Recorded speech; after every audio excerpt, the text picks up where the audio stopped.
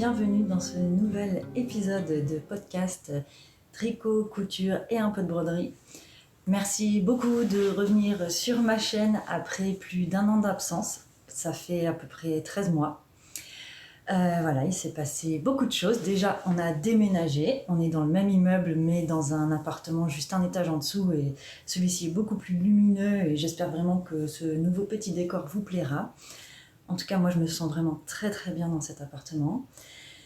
Donc, j'ai accouché, forcément. J'ai accouché le 20 octobre. Mon petit garçon se porte très très bien. Malheureusement, il y a eu un épisode de très très grosse dépression postpartum. C'est pour ça que je ne suis pas revenue tout de suite. Voilà, c'était compliqué. Il y a eu même un événement un peu traumatisant pour moi. Mais tout se passe bien maintenant, ça fait plusieurs mois, ça fait depuis facile mars que ça va très très bien, tout est rentré dans l'ordre. Et voilà, mais bon, voilà, il y a eu ça. Et aujourd'hui, franchement, je vais pas raconter ma vie, vous n'êtes pas là pour ça, mais vraiment, c'est un vrai plaisir d'avoir mon petit garçon avec moi. Et je passe des super moments, il est super mignon, c'est vraiment chouette. Je dis que c'est un bébé piège, puisque c'est un bébé qui vous donne envie d'avoir d'autres bébés. Mais moi, vu ce qui s'est passé en postpartum, je ne suis pas prête. Bon, bref. Merci vraiment d'être là, je suis très très très contente de pouvoir tourner à nouveau. Voilà, je vais attaquer, on va arrêter les blablas. Et puis on va y aller, comme d'habitude, je vais commencer par la partie couture, ensuite il y aura une partie tricot, puis je vais finir par de la broderie point de croix. Voilà, donc à tout de suite.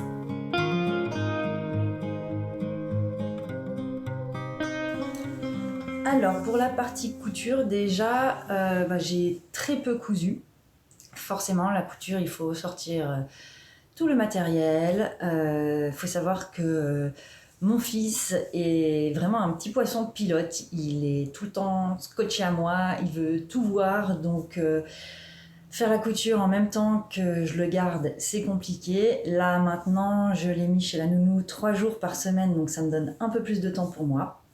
Bref, pour la couture, j'ai donc repris la couture comme d'habitude. C'est drôle, à chaque fois quand je fais une pause couture, j'aime bien, je crois, reprendre peut-être confiance en moi, alors que je crains rien, mais bon, reprendre à chaque fois avec des accessoires. Du coup, j'ai cousu des trousses. Voilà, j'ai cousu des trousses. J'avais besoin de trousses après le déménagement, on fait plein de rangements, plein de tri, et j'avais besoin d'ordre. Donc j'ai fait cette trousse, je vous la montre, parce que franchement, moi je trouve que c'est un des meilleurs patrons de trousses. Les finitions sont ultra propres, parce que on peut attacher la doublure au tissu principal.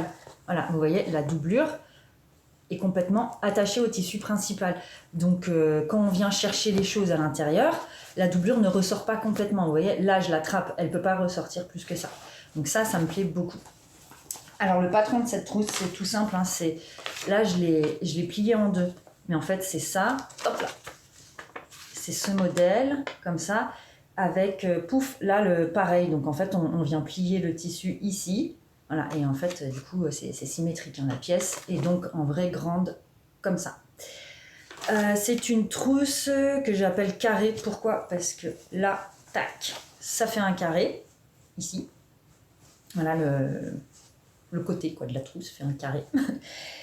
Et elle fait donc 20 cm, il faut un zip de 20 cm. Et après, le carré, c'est un carré avec 8 cm de côté. Voilà, moi, c'est vraiment un modèle que j'aime beaucoup. Là, j'ai mis 2 tissus différents, je trouve ça assez chouette. Ça permet en plus d'utiliser les restes de nos tissus. Voilà.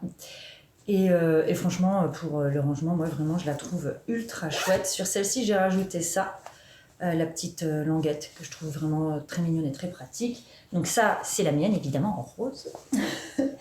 Et après, j'en ai fait une pour monsieur, en bleu, voilà. Et faut dire que quand il l'a vue, il m'a dit « Waouh, elle est belle, tu l'as achetée où ?» Amateur, je ne l'ai pas acheté, enfin je l'ai cousu. Bref, franchement je l'aime beaucoup, vraiment, voilà. Pour le patron, qu'est-ce que je peux vous dire ? Du coup, si vous voulez, je vous noterai peut-être en commentaire les mesures, c'est-à-dire je vous mettrai la taille de tous tout le rectangle, plus combien il faut enlever ici pour pouvoir venir plier. Voilà, parce que vraiment, moi je trouve que c'est un super modèle d'accessoire. J'ai également cousu des sacs à projet de tricot, mais enfin un pour l'instant. Je vais le présenter plutôt dans la partie tricot, voilà, parce que je pense que ça va énormément intéresser plutôt les tricoteuses. Mais sachez qu'en début de partie tricot, donc si vous voulez absolument voir, il y a le sac à projet de tricot. Voilà. Maintenant, on va passer à la partie couture des vêtements. Je n'ai repris la couture des vêtements qu'il y a à peu près un mois et à hauteur de même pas 3 jours dans la semaine parce qu'évidemment, hein, vous connaissez, toujours la même musique, femme au foyer. Et certes, on a du temps pour nous, mais il y a tout le reste à faire. Hein. Donc, j'ai pas forcément en vrai 3 jours pour faire la couture, donc j'ai pas beaucoup avancé, mais j'ai un projet en cours, ça c'est déjà chouette. Là, je vais vous présenter un projet que j'ai cousu déjà il y a plusieurs années. C'est la blouse que je porte. C'est donc la blouse Sun de chez P&M Pattern. Voilà, petite blouse Sun. Le dessin technique est comme ça. De toute façon, je vous mettrai, je pense, l'incrustation. Alors, la première version que j'ai cousue était une version été. Voilà. Donc, la version été comme ça, il faut savoir que la blouse Sun, on peut la coudre avec des manches longues ou avec des petits mancherons comme ça, ou bien même il y a une version robe, je crois robe longue, robe courte. Voilà, la version robe, c'est pas compliqué, on vient juste froncer ici, enfin rajouter la partie jupe en la fronçant. Alors moi j'ai fait donc cette blouse d'été, dans un tissu de chez Églantine et Zoé, je crois que c'est ça, tac tac, oui, Églantine et Zoé, un crêpe de viscose qui s'appelait Jeune Pousse, que j'adore. J'adore ce tissu, c'est un très très beau crêpe de viscose. Et alors ces petites fleurs là, bleu, vert d'eau, des petites fleurs jaunes sur un fond blanc, franchement je trouve ça super. Donc la Blue Sun, c'est un patron, celles qui cousent depuis longtemps sûrement le connaissent, pardon. C'est un patron vraiment, je trouve, très féminin avec, donc, il y a un empiècement dos, hop, empiècement dos, vous voyez, qui s'arrête ici, là, qui prend toute l'épaule, qui revient devant, et là, il y a des petites fronces sur le devant, un col V.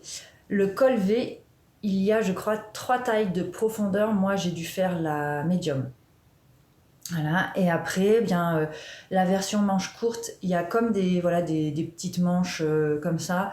Ça fait un peu comme si c'était un poignet de manche. Enfin, c'est pas du tout le poignet, évidemment, c'est au niveau de l'épaule, mais bon, je pense que vous comprenez ce que je veux dire. Et d'ailleurs, dans le patron, je me souviens qu'il cousait cette partie un peu comme une manche, c'est-à-dire qu'on avait la couture apparente là, et moi, étant donné que j'ai pas de surjeteuse, j'aimais pas du tout. Donc, en fait, je suis vraiment venue prendre le tissu en fait comme un poignet de manche quoi. Je suis venue enfermer la couture dans ma petite partie de mancheron. Voilà. Quoi d'autre? Partie technique de cette blouse, je trouve que c'est le col V. Donc ici d'ailleurs on peut voir ma première version que ça baille un peu, ça ressort un peu. Voilà, il y a la parmenture qui ressort un peu. Dans celle-ci beaucoup moins. Pourquoi? Parce que maintenant quand je couds un col V, hop, ce que je fais, c'est que déjà, j'entoile totalement la parmenture et je viens également entoiler, vous voyez, la marge de couture du tissu devant. Et bien sûr, ensuite, je viens sous-piquer, je ne sais pas du tout si vous allez voir, sous-piquer en fait la parmenture pour que ce soit bien plaqué. Voilà. Ici, j'avais quand même sous-piqué, mais étant donné que je n'avais pas entoilé la marge de couture, bien c'est pas d'ailleurs ni la parmenture, je n'avais rien entoilé du tout. Mais bon, voilà, c'est pas grave, je la mets quand même, elle me plaît beaucoup. Et après, oui, la partie technique aussi, voilà, ce sont vraiment pour les petites fronces là et mettre l'empiècement, sachant qu'on peut le mettre en ce qu'on appelle avec la technique du burrito, c'est-à-dire que nous n'avons pas du tout de couture visible à l'extérieur. Voilà, on vient vraiment enfermer le tissu comme si c'était un burrito, un tacos. J'avais fait des petites notes justement, voilà, comme quoi il fallait thermocoller la parmenture. Et aussi, voilà, pour le passepoil. Donc là, j'ai rajouté un passepoil brillant rose qui fait tout le tour. Ah oui, j'ai oublié de vous dire, dans le dos, il y a aussi des petites fronces. Voilà, oui, elles sont ici. Hop, je vous montre les petites fronces ici. C'est bon, on voit, voilà. Et donc, il y a le passepoil qui fait tout le dos. Alors, voilà, j'ai mis pour mettre le passepoil, il faut solidifier la marge de couture de toute l'encolure du dos, donc c'est-à-dire la partie ronde ici. Voilà. Sinon, le passepoil, ça vient un peu déformer l'arrondi. Donc, l'arrondi du dos, on vient le garder vraiment en mettant une petite bande de thermocollant.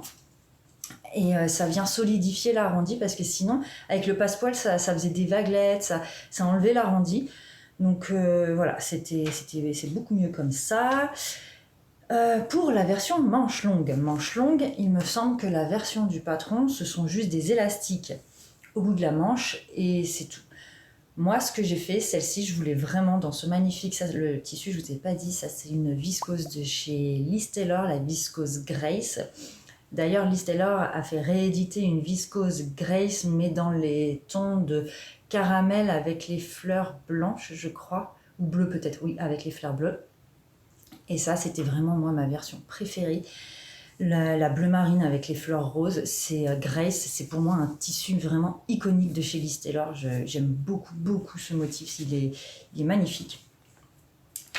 Et donc oui, je voulais rajouter à cette version un petit côté romantique, on va dire. Du coup, je suis venue froncer mes petites manches. Voilà. C'est des fronces qui ont été doublées, donc en fait, j'ai juste coupé la manche beaucoup plus longue. Je suis venue replier, créer une coulisse dans laquelle je suis venue mettre un élastique un peu large. L'élastique fait 1 cm, voilà, c'est ce que je voulais. Et vraiment, c'est une des versions que... Enfin, vraiment... De toute façon, les deux, je les aime beaucoup. Parce que l'encolure est très féminine avec les petites fronces. Vraiment, les deux, je les adore. Mais celle-ci, avec ses manches longues, vraiment, ça me plaît beaucoup. Voilà. Je les ai cousues toutes les deux en 36. Il faut 1 mètre de tissu pour la petite version et pour la grande, je n'ai pas noté. Pour la grande, eh bien, il faut rajouter les manches, donc il faut facile peut-être 1,40 m, je dirais, à vérifier. Et je n'ai rien changé au patron. Il faut savoir qu'elle est un peu ajustée sur le dessin technique, on peut le voir. Enfin, ajustée, c'est pas du tout le mot, mais disons que voilà, elle n'est pas toute droite. Et comme d'habitude, évidemment, j'ai fait des coutures anglaises sur les côtés. Hop, voilà, les coutures anglaises. D'ailleurs, ici, le crêpe de viscose, je l'avais coupé trop court au niveau de ma couture anglaise. Et vous voyez, quand on coupe trop court, après, ça s'effiloche. Donc, ce que j'avais fait là, c'est que j'étais revenue reprendre toutes mes coutures avec un point zigzag parce que c'était donc mes débuts en couture et le tissu s'était beaucoup effiloché au niveau de la couture anglaise. Et sinon, après, le bas est un peu arrondi. C'est chouette. Je pense que ce serait chouette aussi en faisant une fente ici en bas, entre le devant et le dos. Je pense que ça pourrait être très, très sympa. Et voilà, le dos est un peu plus long. Donc du coup, quand on le porte en dehors du pantalon, ça couvre bien la chute de rein. C'est pas mal aussi. Voilà, le patron Sun de chez PM Pattern que je vous recommande. Il est au prix de... Hop, j'ai pris mes notes. Il est au prix de 12 €. Voilà, en PDF sur le site internet de PM Pattern. Je ne sais pas du tout s'il existe encore en pochette, je ne pense plus. Voilà pour ce qui est de la blouse Sun. Alors maintenant, je vais vous présenter un pantalon que j'ai cousu. J'ai cousu beaucoup de pantalons puisque c'est ce que je porte essentiellement. Même si j'aimerais bien mettre plus souvent mes robes et pourquoi pas me faire plus de jupes.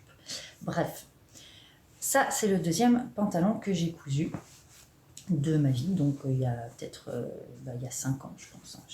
Voilà, un pantalon que je mets beaucoup et qui se tient très bien. Il s'agit du pantalon fusain de chez Blousette Rose. Voilà. C'est un pantalon, je pense qu'on voit très très très peu dans les podcasts. Et moi, c'était au début de ma couture, c'était pas encore la mode des pantalons taille très haute. Et il y avait encore des patrons de pantalons taille basse. Donc je trouve ça sympa parce que ça nous change maintenant aujourd'hui de tous les pantalons taille haute. Et ce pantalon-là, je vous le présente parce que je trouve qu'il peut vraiment faire un pantalon assez classique, voilà, de travail. Et vraiment, je le trouve très très chouette. Donc je l'avais fait dans une gabardine bleu marine de chez les Coupons, non pas du tout, du marché Saint-Pierre. Voilà, j'habitais encore à Paris juste avant que je vienne habiter dans le sud. J'avais fait un petit tour là-bas et j'avais acheté cette gabardine. Et voilà, donc il a des jambes droites, une taille très basse, hein, on peut le voir à la fourche. La fourche est très petite. Ce que j'aime beaucoup dans ce pantalon, c'est qu'il y a une braguette à boutons. Voilà. Et je trouve que les finitions de la braguette à boutons sont magnifiques. Donc moi, j'avais fait la ceinture, les poches et j'avais déjà fait des petits détails quand même à cette époque. Là, j'aurais dû le thermocoller. Hein. Le passepoil de la poche passepoilée. Derrière, je l'avais fait dans un tissu contrastant. Là, c'est une vraie poche passepoilée. Hein. C'est pas juste une poche, juste un passepoil cousu, quoi. Et je les avais fait en contrastant. Et alors, je trouve que la braguette a vraiment des finitions très très propres. Vous voyez ? J'avais mis un petit biais ici, recouvert la partie là qui tient les boutons, pareil. Et vraiment, je trouve que cette finition est très propre. C'est à se demander même parfois si je pourrais pas, plutôt que de mettre un zip et m'embêter avec le zip, mettre des boutons, parce que déjà, je trouve que la finition est magnifique. Et en plus, on se prend beaucoup moins la tête à faire une braguette à boutons plutôt qu'avec une fermeture éclair. Donc voilà, il y a 2 poches italiennes sur le devant, si j'arrive à refaire ma photo. Voilà, donc 2 poches italiennes sur le devant. Il y a un petit pli, très mignon. Et ensuite, je vous ai dit, jambe droite, et à l'arrière, il n'y a qu'une seule poche passepoilée. Bien sûr, on peut mettre les deux. Et il y a également, oui, des pinces pour forcément faire le volume des fesses. Hein. Et alors oui, ce pantalon, je vous le présente. Cependant, moi, quand je l'ai fait, il me faisait beaucoup de ce qu'on appelle des moustaches au niveau de la fourche, c'est-à-dire que ça tirait beaucoup, voilà, comme ça. Donc j'ai fait pas mal de bidouilles. À l'époque, je n'avais aucune connaissance de comment retoucher un pantalon au niveau de la fourche. J'avais regardé sur internet, mais vraiment, comme je vous ai dit, c'était il y a 6 ans, je pense 5-6 ans, et il y avait quand même pas beaucoup d'informations sur comment retoucher une fourche. Donc j'ai bidouillé, il me va quand même, vous verrez sur les vidéos. Et c'est un pantalon que j'aime beaucoup. Il fait quand même une très très belle silhouette. Voilà, il faut juste trouver une chemise assez longue pour porter avec, ou bien si on ose prendre un crop top. Mais bon, moi c'est plus trop de mon âge, je trouve. Mais voilà, c'est en plus là ce tissu, une gabardine assez épaisse, il me tient chaud. Donc là en plein hiver, même si nous la neige a déjà débarqué dans nos montagnes, franchement je le mets sans problème et voilà, il me plaît beaucoup. Vous pouvez le retrouver au prix de 10 € en patron PDF sur le site internet de Blousette Rose. Je l'ai cousu en taille 2 et 1, c'est-à-dire que taille 2 et 1, j'ai dû faire, voilà. J'ai fait la taille 2, sauf pour le haut du dos et la ceinture dos, j'ai fait la taille 1. Voilà. À l'époque, je ne faisais pas encore les modifications sur mes pantalons parce que je suis un peu cambrée. Et donc, il y a une modification à faire. Je vous en parlerai prochainement quand je vous présenterai un pantalon que j'ai cousu plus récemment. Donc maintenant, je fais toujours une modification pour venir contrer la cambrure, en fait, parce qu'après, du coup, quand on a le dos cambré, on se retrouve avec un surplus de tissu au niveau de la ceinture dos. Et on croit qu'il faut enlever de la ceinture, et en fait, pas forcément. Il faut juste baisser la fourche dos. Et comme ça, le pantalon vient plus se plaquer sur la chute des reins. Voilà, donc c'est pour ça que j'avais fait, moi à l'époque je ne savais pas encore faire cette modification, donc j'avais fait la taille 1 pour la ceinture dos, alors que c'était pas forcément nécessaire. C'est un patron que j'ai cousu, franchement, j'avais même pas cousu 10 vêtements à l'époque, c'était peut-être le 5e, 1, 2, 3, 4, 5, voilà, c'était le 6e vêtement que j'ai cousu. Et pourtant, le livret explicatif était très très bien fait, j'ai réussi à coudre la poche passe-poilée, tout le reste, vraiment, ça s'est très très bien passé. Du coup, c'est étonnant que pour un pantalon, il faut uniquement 1,10 m de tissu. Oui, parce qu'il est taille basse. Donc forcément, il manque par rapport aux autres patrons qui sont très taille haute aujourd'hui, il nous manque facile 20 cm. Hein. Donc 1,10 m de tissu, quand j'ai relu mes notes tout à l'heure et que j'ai vu ça, j'ai fait oula, ça n'a rien à voir. Aujourd'hui, il faut 2 mètres de tissu pour faire un pantalon presque. En doublure, il faut environ une 50aine de centimètres. Les boutons, donc c'était un bouton de 2 mm et 2 boutons de 15 mm. Et puis voilà quoi. Rien de bien spécifique, mais vraiment un petit pantalon bien sympa. Et franchement, je vous dis, avec une petite veste blazer par-dessus, ça fait vraiment un pantalon super classe pour aller au travail, pour aller étudier ou quoi. Voilà, c'est pas du tout la mode, hein, j'en suis consciente, mais c'est pour ça aussi que je vous le montre. Parce que je me dis, peut-être qu'en ce moment, des personnes cherchent des pantalons qui sont pas forcément ultra taille haute. Et celui-ci qui est taille basse, ça change un peu. Voilà. J'espère que ça vous plaît quand même, hein, de sortir un peu de la mode. Alors après, ce sont les deux patrons, oui, vêtements que je vous présente aujourd'hui. Maintenant, en cours, je suis en train de coudre, c'est par terre, la robe Angela de chez Atelier Bernie. Voilà, j'ai acheté le tissu il y a très longtemps. Il y a peut-être 2 ans maintenant, voilà, ça fait 2 ans que je veux la coudre et vu que j'étais tombée enceinte et tout, j'avais pas trouvé le moment, mais voilà, je vais coudre la robe Angela, donc dans une version hiver. Le patron ne propose pas la doublure, moi je vais la doubler et même peut-être la tripler, je ne sais pas, on va voir. Et pour ma version hiver, ce que je vais faire, c'est que je vais rajouter un col qui monte. Angela, c'est un patron qui existe en 2 versions chez Atelier Bernie. Il y a le patron Angela qui est dans un tissu chaîne et trame, donc non extensible. Et l'autre patron, je ne sais plus s'il s'appelle aussi Angela ou Angelina, je ne sais plus, qui est dans un tissu stretch, un tissu extensible, un tissu maille.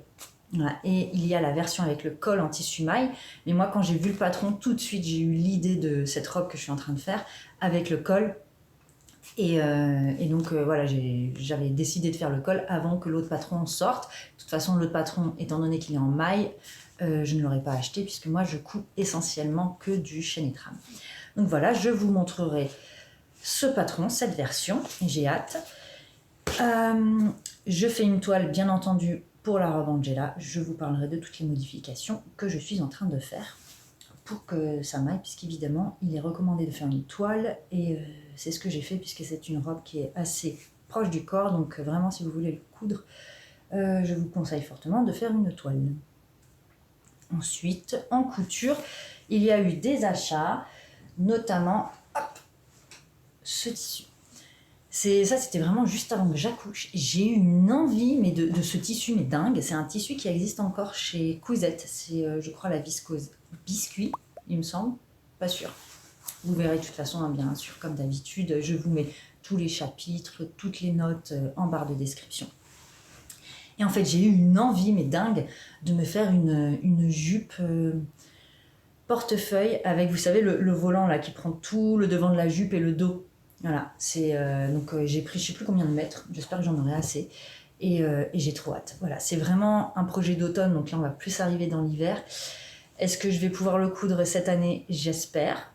Mais voilà, j'ai acheté ce tissu, donc je voulais vous le montrer. Il est très très beau, il a un beau tombé, vraiment. Il est lourd. Bon là je le prends en 2, mais hop, voilà, quand on le prend en 1, voilà. Il est vraiment... il est lourd, fluide. Est-ce qu'il est transparent? C'est bien, oui, il est transparent. Donc, il va falloir que je le double. Et ça, j'avais pas prévu, j'avoue. Bon, c'est pas grave, on va acheter de la doublure. Hein. Sûrement marron clair. Et voilà, quoi, je voudrais faire une jupe portefeuille avec un volant. Si vous avez des idées de patron, je suis preneuse. Et j'espère pouvoir vous montrer cette jupe avant que l'été n'arrive. Voilà, très très belle viscose qu'on peut trouver chez Cousette. Voilà pour la partie couture. J'espère que ça vous a plu.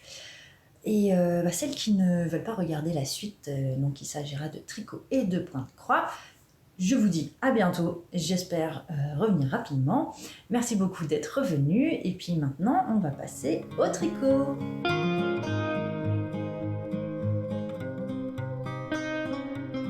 La partie tricot, je préviens tout de suite, risque d'être longue. Il y a eu pas beaucoup de tricot, mais voilà, il y a eu quand même des choses. Forcément, ça fait quand même plus d'1 an. Hein. En premier, je vous montre le sac à projet que je me suis cousu. Je me suis fait plaisir. Il faut savoir que je me couds mes sacs à projet dans mes chutes de tissu vestimentaire. Et là, j'ai eu envie de me faire plaisir, de me faire un cadeau, de me faire un sac à projet avec des tissus que j'avais pas en stock. Donc voilà, j'ai acheté ce sublime tissu. Je me suis mis une petite étiquette Talelook Coco. Et attention, le zip, licorne de toutes les couleurs, hein, parce que là, les petites bestioles, évidemment, ce sont des petites licornes. Et j'ai mis l'intérieur, j'ai voulu une couleur peps, hop, voilà, un super beau. Alors là, ça rend pas du tout comme ça. En vrai, c'est un bleu marine, pas du tout. Un bleu turquoise, voilà, un bleu Seychelles. Et là, c'est pas, ouais, voilà, le côté le plus clair, c'est à peu près ça, mais voilà. Je me suis fait ce sac, je l'aime trop. Moi, les sacs à projet que je me couds, vous voyez, il y a celui-ci d'ailleurs, ça c'est dans un tissu d'une veste Barbara que je vous avais présentée. À chaque fois, c'est toujours pareil, c'est une trousse molletonnée, matelassée. Voilà, là j'avais fait un fond avec une couleur différente. Moi, mes sacs à projet depuis toujours, ce sont des trousses, hop là, toutes simples. Et là, j'aime beaucoup ce format. Il y a là-dedans 4 écheveaux, ça rentre très très bien. Pour vous montrer le patron, ça ressemble à ça. Donc pareil, le tissu est plié ici. Là, c'est, hop, si je vous le montre dans le bon sens, c'est mieux, voilà. Là, c'est la ligne de pli.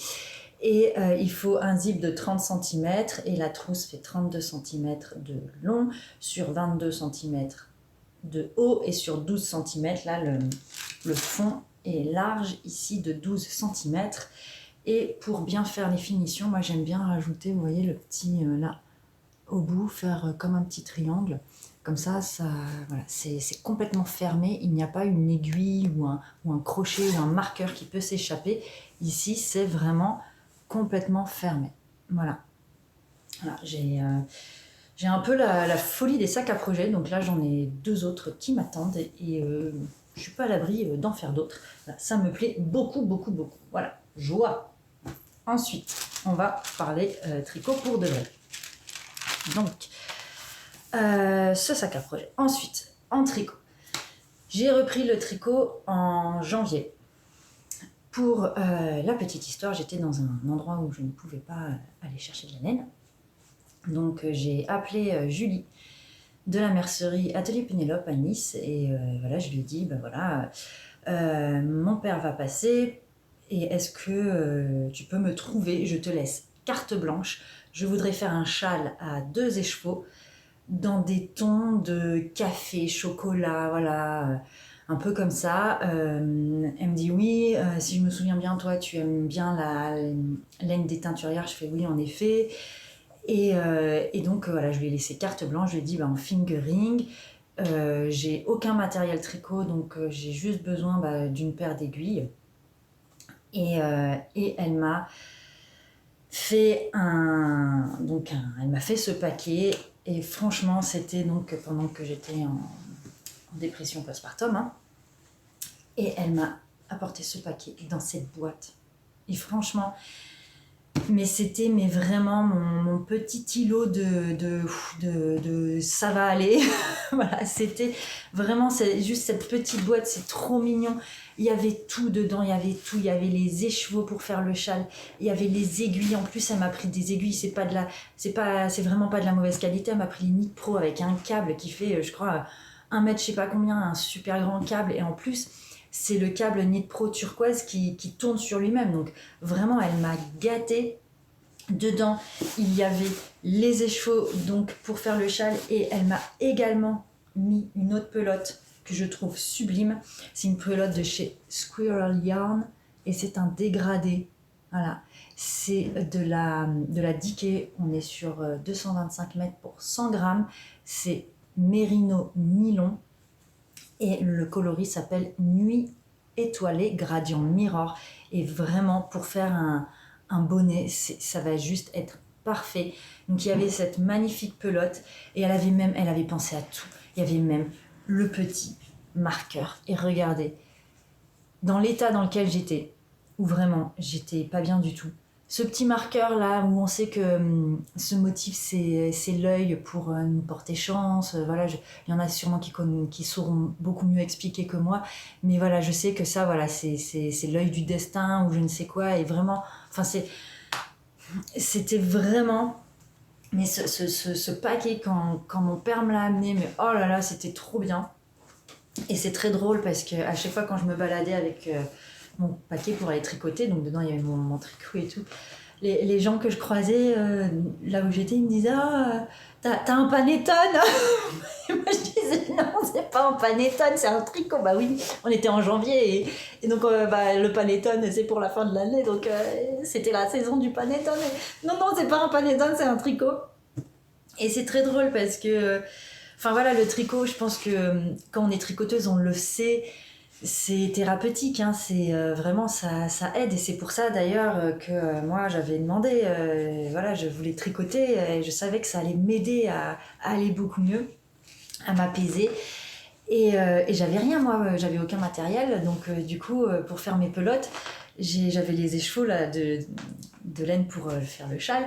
Et pour faire les pelotes, moi, il faut savoir que je m'assois par terre, les jambes écartées, je mets les pieds debout, et en fait, je mets les chevaux entre les pieds. Et après, je fais ma pelote en allant chercher, enfin en tirant le fil, et je fais ma pelote comme ça. Et donc je faisais mes pelotes et les gens ils me regardaient, ils me disaient mais qu'est-ce que tu fais? Je fais j'ai expliqué du coup comme quoi le tricot aussi ça rassemble, hein. Et j'expliquais, voilà, ça c'est ce qu'on appelle un écheveau. Un écheveau, c'est comme ça qu'on garde la laine, surtout les laines de belle qualité, puisque la laine ne s'abîme pas, elle n'est pas compressée en pelote. Donc c'est un écheveau, sauf qu'on ne peut pas le tricoter comme ça, parce que là j'ai 400 mètres, vu que j'en ai 2, ça me fait 800 mètres. Tu te rends compte, on est bientôt à 1 km de laine, donc il faut pas que ça me fasse un sac de nœuds. Et j'expliquais tout ça, et les gens qui étaient autour de moi, ils étaient du coup... ils étaient voilà, très intéressés, ils regardaient, ah oui, c'est intéressant. Et tous les soirs, quand je me mettais à tricoter, j'avais souvent 4-5 personnes autour de moi, et puis ils regardaient, ah oui, c'est intéressant. Et moi, je sais, une amie m'a déjà dit, un jour, on était à un apéritif, et moi je tricotais, hein, et elle m'a dit, ah mais c'est apaisant de te regarder même tricoter. Et oui, ça c'est pas... Donc cette amie, c'était la première fois qu'elle me le disait, mais c'est pas la première fois qu'on me le dit, en effet, que... c'est apaisant de regarder les gens tricoter. Et donc là, voilà, du coup, il y avait des gens qui me regardaient avec ma superbe boîte Panettone en train de tricoter. Et voilà, donc ça, vraiment, c'était Enfin, Julie, donc de Atelier Pénélope, quand elle m'a fait ce paquet, vraiment, j'ai senti toute la bienveillance dont j'avais besoin à ce moment-là. Et toute l'empathie. Et j'ai vraiment vu que, enfin, vraiment... il n'y a pas de mots pour remercier de ce geste qu'elle a fait pour moi. Et donc, je vous montre, j'ai fait un châle avec, le châle. Voilà, je vais vous parler du projet plus tard. D'abord, je vous parle des laines. Elle m'avait mis dans la boîte 2 écheveaux de laine de chez Lydie.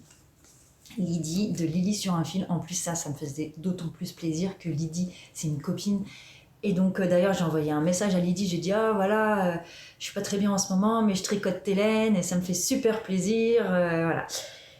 Et les couleurs je les ai pas choisies, c'est donc Julie la mercière qui a choisi les couleurs, et franchement ça c'est vraiment quelque chose que je vous conseille de laisser carte blanche à quelqu'un qui s'y connaît un peu quand même, enfin ou pas d'ailleurs, hein, de vous choisir une laine. Et moi je lui ai juste dit j'ai envie de café, de chocolat, voilà, de cette ambiance-là un peu cosy.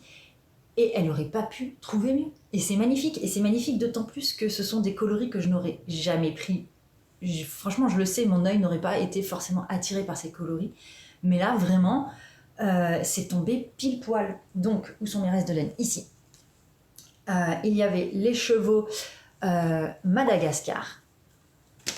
Hop. Donc, c'est un beige un peu chaud avec des speckles de orange, de jaune, des speckles de marron. Voilà, c'est super chouette. Celui-ci, c'est presque sûr que j'aurais pas été le voir tout de suite, mais vraiment, je suis trop contente de l'avoir tricoté. C'est vraiment, j'ai beaucoup aimé, enfin, j'aime beaucoup ce modèle, ce coloris. Voilà, Madagascar, c'est le coloris de juillet 2024. Je ne sais pas du tout si c'est possible d'en refaire pour Lydie.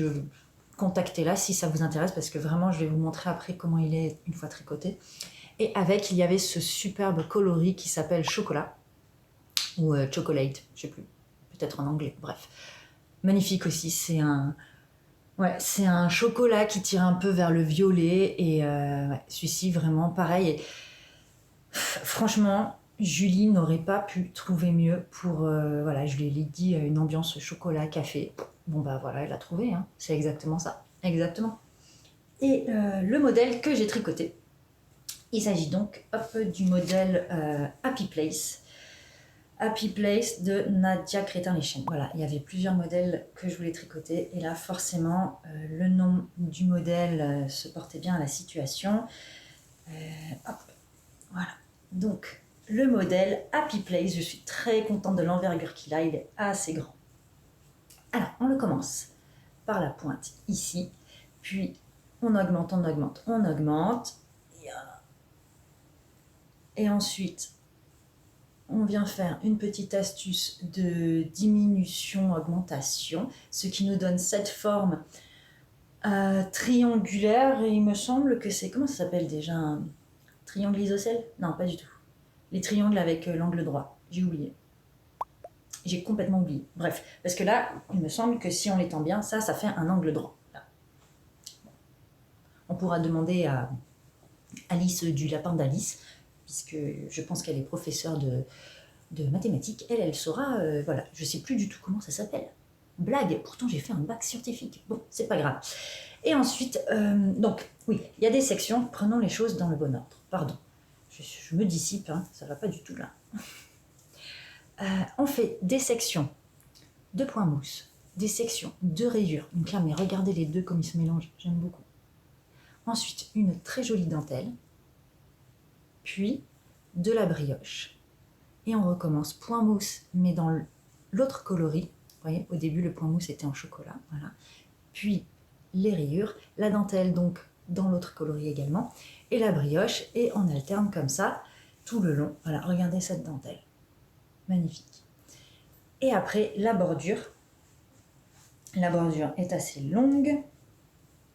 Hop, quand même, hein. Il y en a des mailles, je ne sais plus à combien on est. Je ne sais plus, mais elle est assez longue. Vous voyez? Est-ce que vous voyez? Et dans cette bordure, qui est, oui, au point mousse, pardon, j'ai le soleil, je vois qu'il arrive, le soleil, ça me fait un peu peur, parce qu'il s'avance sur la table, et s'il commence à venir sur mon visage, ça ne va pas aller du tout. Je pense que j'ai peut-être 10 minutes. Le temps nous est compté. Sur la bordure, donc, elle est en point mousse, et on vient faire un rang avec plein de petites noppes. Plein. Voilà. Pour les noppes, je n'ai pas suivi le patron. Je n'ai pas suivi le patron à seulement pour deux aspects techniques. Un, la bordure. Moi, la bordure, j'ai fait 3 mailles en point mousse. Et Nadia Crétin-Lechen, pour avoir une bordure assez élastique. Moi, ici, je trouve qu'elle est suffisamment élastique. Hein, vraiment, vous voyez, c'est pas ça qui a empêché mon châle de s'étendre. Hein, parce que quand on voit quand même la taille, voilà, là, on est bien, quoi. Et alors oui, elle préconise de tricoter, de faire à un moment donné un jeté, et après de laisser tomber le jeté à l'autre au rang d'après. Je crois qu'elle préconise de faire un jeté peut-être à une maille du rang en fait. On fait une maille, on fait un jeté, quelque chose comme ça pour garder l'élasticité. Et alors moi j'aimais pas du tout le rendu, mais alors pas du tout. Et même sur les photos du patron qu'elle a tricoté, on peut un peu zoomer et voir, et j'aime pas du tout ce que ça rend. Donc moi j'ai préféré personnellement faire 3 mailles au point mousse à chaque côté, à chaque bordure, hein, voilà, 3 mailles au point mousse. Et ensuite pour les noppes, je les ai faites au crochet, puisque je trouve que les noppes sont beaucoup plus jolies au crochet. Ce qui est embêtant, c'est que parfois elles partent sur l'envers, les noppes. Voilà, elles ressortent pas forcément, donc au blocage, il faut bien faire attention de bien les sortir. Voilà, c'est trop mignon, non? Franchement, les petites bouboules. Et aussi, ce que j'ai fait, c'est que derrière j'ai fait, je sais plus, ça porte un nom, mais en fait, je suis venue tisser à chaque fois mon fil contrastant des noppes, parce que j'avais pas envie d'avoir comment on appelle ça, un fil libre ici, là, qui pende, et donc je suis venue le tisser à chaque fois dans mes mailles de point de mousse. Comme ça, je suis pas du tout embêtée, il vient pas du tout s'accrocher dans quoi que ce soit. Voilà. Et ensuite, pour terminer, on vient faire une bordure avec des petits picots, je crois que ça s'appelle comme ça. Voilà. Est-ce qu'on voit bien? Voilà, comme ça. Hop, là. Voilà, petits picots. Et donc, forcément, ça prend du temps, parce que on fait des mailles en l'air et puis on vient reprendre. Bon, je vais pas tout vous expliquer non plus, mais voilà, petit picot super mignon. Et forcément, au blocage, il faut mettre une aiguille dans chaque picot, ou bien passer un fil et tirer tous les picots. Voilà, le blocage, là, on est sur un niveau expert, hein, au niveau du blocage. Mais voilà, j'aime beaucoup ce châle, je l'aime beaucoup, je l'ai énormément porté. J'ai voyagé avec, franchement, il est chouette. Là, en plus, bon, ça va pas trop avec la blouse, mais c'est pas grave. Voilà. Avec, évidemment, ça va avec tout ce qui est marron, nude. Voilà. Et quand on le met, hop, voilà. On voit un peu de tout. Moi, je mets souvent les châles en mode, je me prends pas trop la tête. Et on voit les petits picots, la brioche, la dentelle, vraiment. Vous voyez même là comment il retombe. Franchement, c'est trop chouette, non? Vraiment, je le trouve super chouette. Et étant donné qu'il a 2 écheveaux, je trouve qu'il est suffisamment grand, pas trop non plus. Voilà, c'est vraiment un chouette projet. Pour ce projet, du coup, où j'en suis,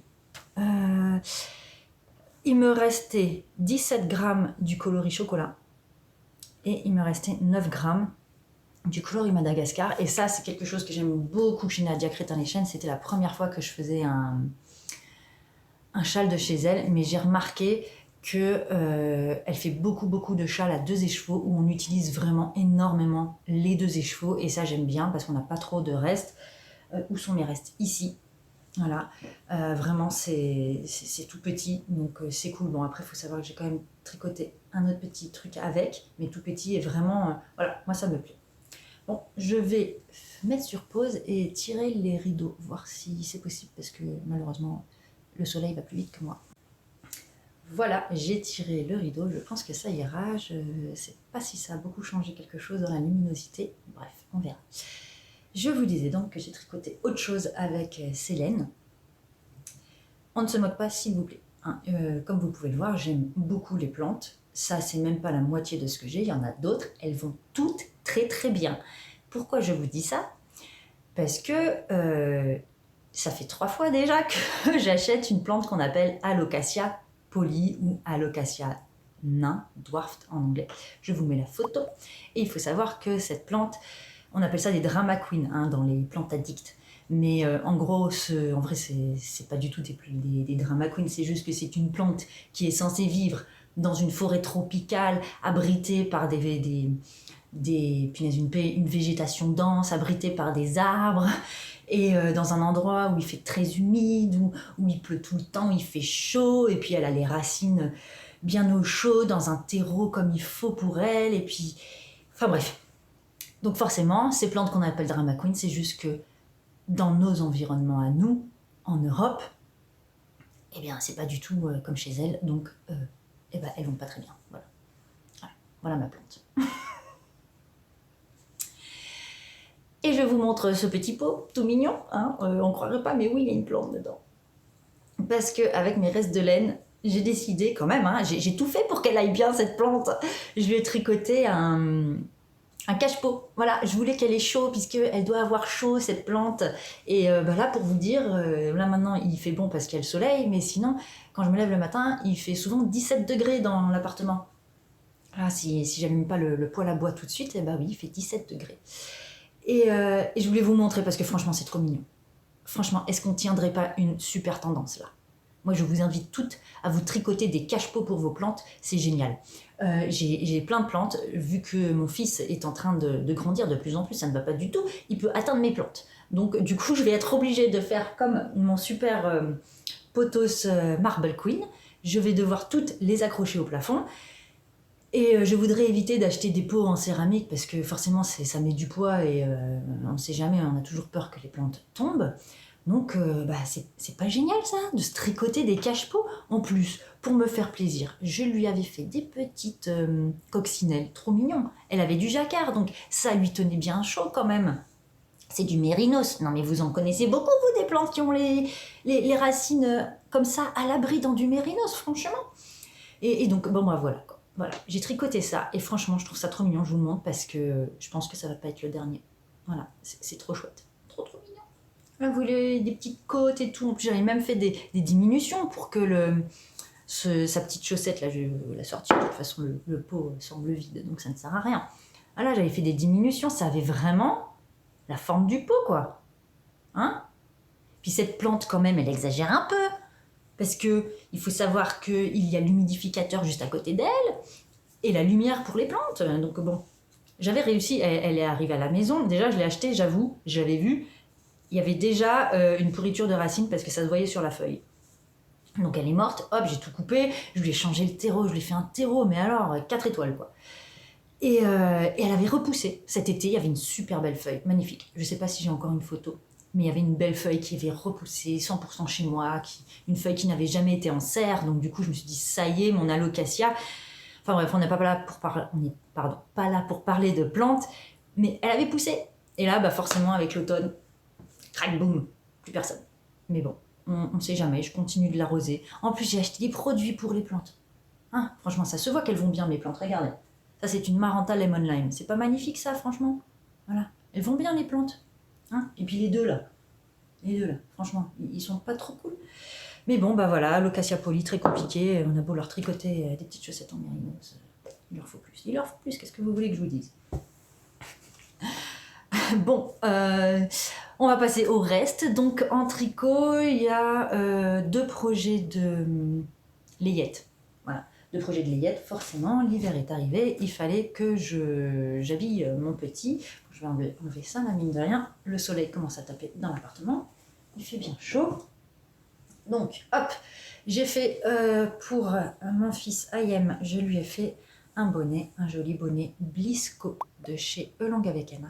C'est un patron que j'aime beaucoup, franchement, je le trouve très élégant. J'aime beaucoup le motif, vraiment il est chouette, la couronne de diminution. Voilà, c'est un bonnet que j'ai pas mal tricoté puisque j'ai aussi tricoté un bonnet pour toute la famille de ma sœur qui a quand même 3 enfants. Et donc j'ai fait les 3 enfants, plus elle et son mari. Et voilà, c'est un super bonnet en jacquard. Avec des laines. Hop, la laine Merino Baby Concept de chez Katia. Voilà. C'est une laine type Diké, donc on est sur combien là? Il y a 50 grammes pour 165 mètres, voilà, une Diké. C'est du 100% Merino.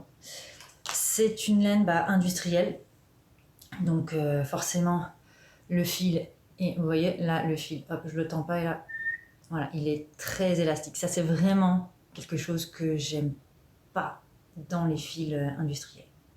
Voilà. Vous voyez l'élasticité, franchement on est à quoi là? Je sais pas combien de pourcentage on est, mais bon bref. C'est quelque chose que j'aime pas parce que du coup ça fait des projets qui se tiennent pas. Voilà. C'est QFD, j'ai envie de dire. C'est des projets qui se tiennent pas. Mais bon, c'est pas grave, ça va quand même très bien à mon petit. Ça lui tient bien la tête au chaud. Et pour la taille, J'ai fait pour la taille, j'ai baissé la taille d'aiguille puisque je me souvenais que pour les enfants de ma sœur, vraiment le bonnet était trop grand. Maintenant ça leur va, mais à l'époque c'était trop grand. Donc au lieu d'utiliser une aiguille 3,75, je suis baissée en 3,5 pour faire le jacquard et toute la tête en fait. Donc là, je l'ai fait en 3,5. Et pour les côtes, j'ai tricoté ça en 3,25 au lieu des aiguilles 3,5 préconisées. Je n'ai pas du tout calculé mon échantillon. En fait, je savais que je voulais faire la taille enfant qui est 96 mailles. Et je savais que je voulais le faire plus petit que ce que j'avais fait avant pour mes neveux. Donc voilà, j'ai baissé d'une taille d'aiguille. J'y suis allée un peu au pif. J'ai quand même vérifié sur le tour de tête de mon fils. Et voilà, pour la hauteur, je voulais pas qu'il soit trop haut, parce que plus il est haut, plus il tombe vers l'arrière. Donc je voulais vraiment qu'il lui plaque bien la tête. Donc j'ai directement après le jacquard, j'ai fait la couronne de diminution. Et de même, je n'ai pas rajouté le pompon, puisque j'ai vu sur les modèles de ma sœur que le pompon, avec des laines comme ça qui se tiennent pas, qui sont très molles, le pompon emmène le bonnet vers l'arrière et donc les enfants forcément ça bouge tout le temps, ça court et le pompon à force, hop, ça fait tomber le bonnet. Donc j'ai pas mis le pompon. Voilà. Hop, petit projet très rapide. Franchement, le Blisco, je le trouve magnifique autant pour adultes que pour enfants. On peut faire plein de couleurs et c'est vraiment un chouette projet, quoi. Voilà le bonnet Blisco. J'ai utilisé 24 grammes du bleu et 27 grammes du blanc. Voilà. Hop, hop. Ensuite, autre projet layette, j'ai fait un petit pull pour Choubidou. Où est le pull? Il est là. Hop. J'ai fait un pull et je suis désolée, il n'est pas propre. Voilà. Mon garçon l'a porté ce week-end et je ne l'ai pas nettoyé. Il s'agit du pull Augustin de chez... C'est Elong avec Anna aussi? Oui, ouais. Oui, c'est ça. De chez Elong avec Anna. Je l'avais, souvenez-vous, tricoté en bleu clair. D'ailleurs, tous les tricots que j'avais fait pour mon petit, franchement, la taille, c'était parfait. C'était trop bien. Il les a mis longtemps parce que vu que les laines sont un peu extensibles, enfin, vraiment, c'était trop bien. C'était le défilé tous les jours au café. Quand j'allais boire mon petit café le matin, là, dans le seul café du village. Voilà, c'était, oh bah aujourd'hui, il a mis ce pull, c'est beau comme tout, magnifique. Et donc j'ai refait Augustin, je l'adore, moi j'appelle ça le gilet de papy, qui a donc un col, comment on appelle ça, un col châle, un col, je sais pas, un col comme ça qui se retourne. Vous savez, derrière en fait, on fait des rangs raccourcis à la fin pour le col, pour augmenter le dos, pour monter le col dans le dos. Vous voyez que le col dans le dos est plus long, et on vient juste le replier comme ça. Et pardon, il y a les voitures qui... Excusez-moi, je regarde si ma voiture gêne. Et après, donc on vient replier le col et franchement, ça tient bien chaud et ça lui monte bien dans le cou, c'est chouette. Et le corps se fait en point de blé, les manches en jersey avec des diminutions. Et il y a ensuite... Donc, alors, pardon, je reprends. Hein. On commence par le bas, on fait les côtes, on fait le corps. Avant ça, avant d'avoir fait le corps, on a fait les deux manches en commençant par le bas. Voilà, c'est une construction raglante qui commence par le bas. Et c'est une construction très intéressante pour celles qui ont déjà fait une construction de haut vers le bas. Franchement, le raglant de bas vers le haut, vraiment, je vous invite à le faire.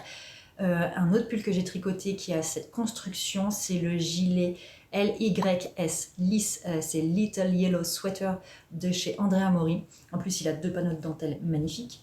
Vraiment, c'est très très chouette comme construction. Enfin, si on est une tricoteuse qui aime bien voir de nouvelles techniques, changer un peu son répertoire, moi j'aime beaucoup. Voilà, ça change, c'est pas mal. Au début, on se dit oulala, et pas du tout.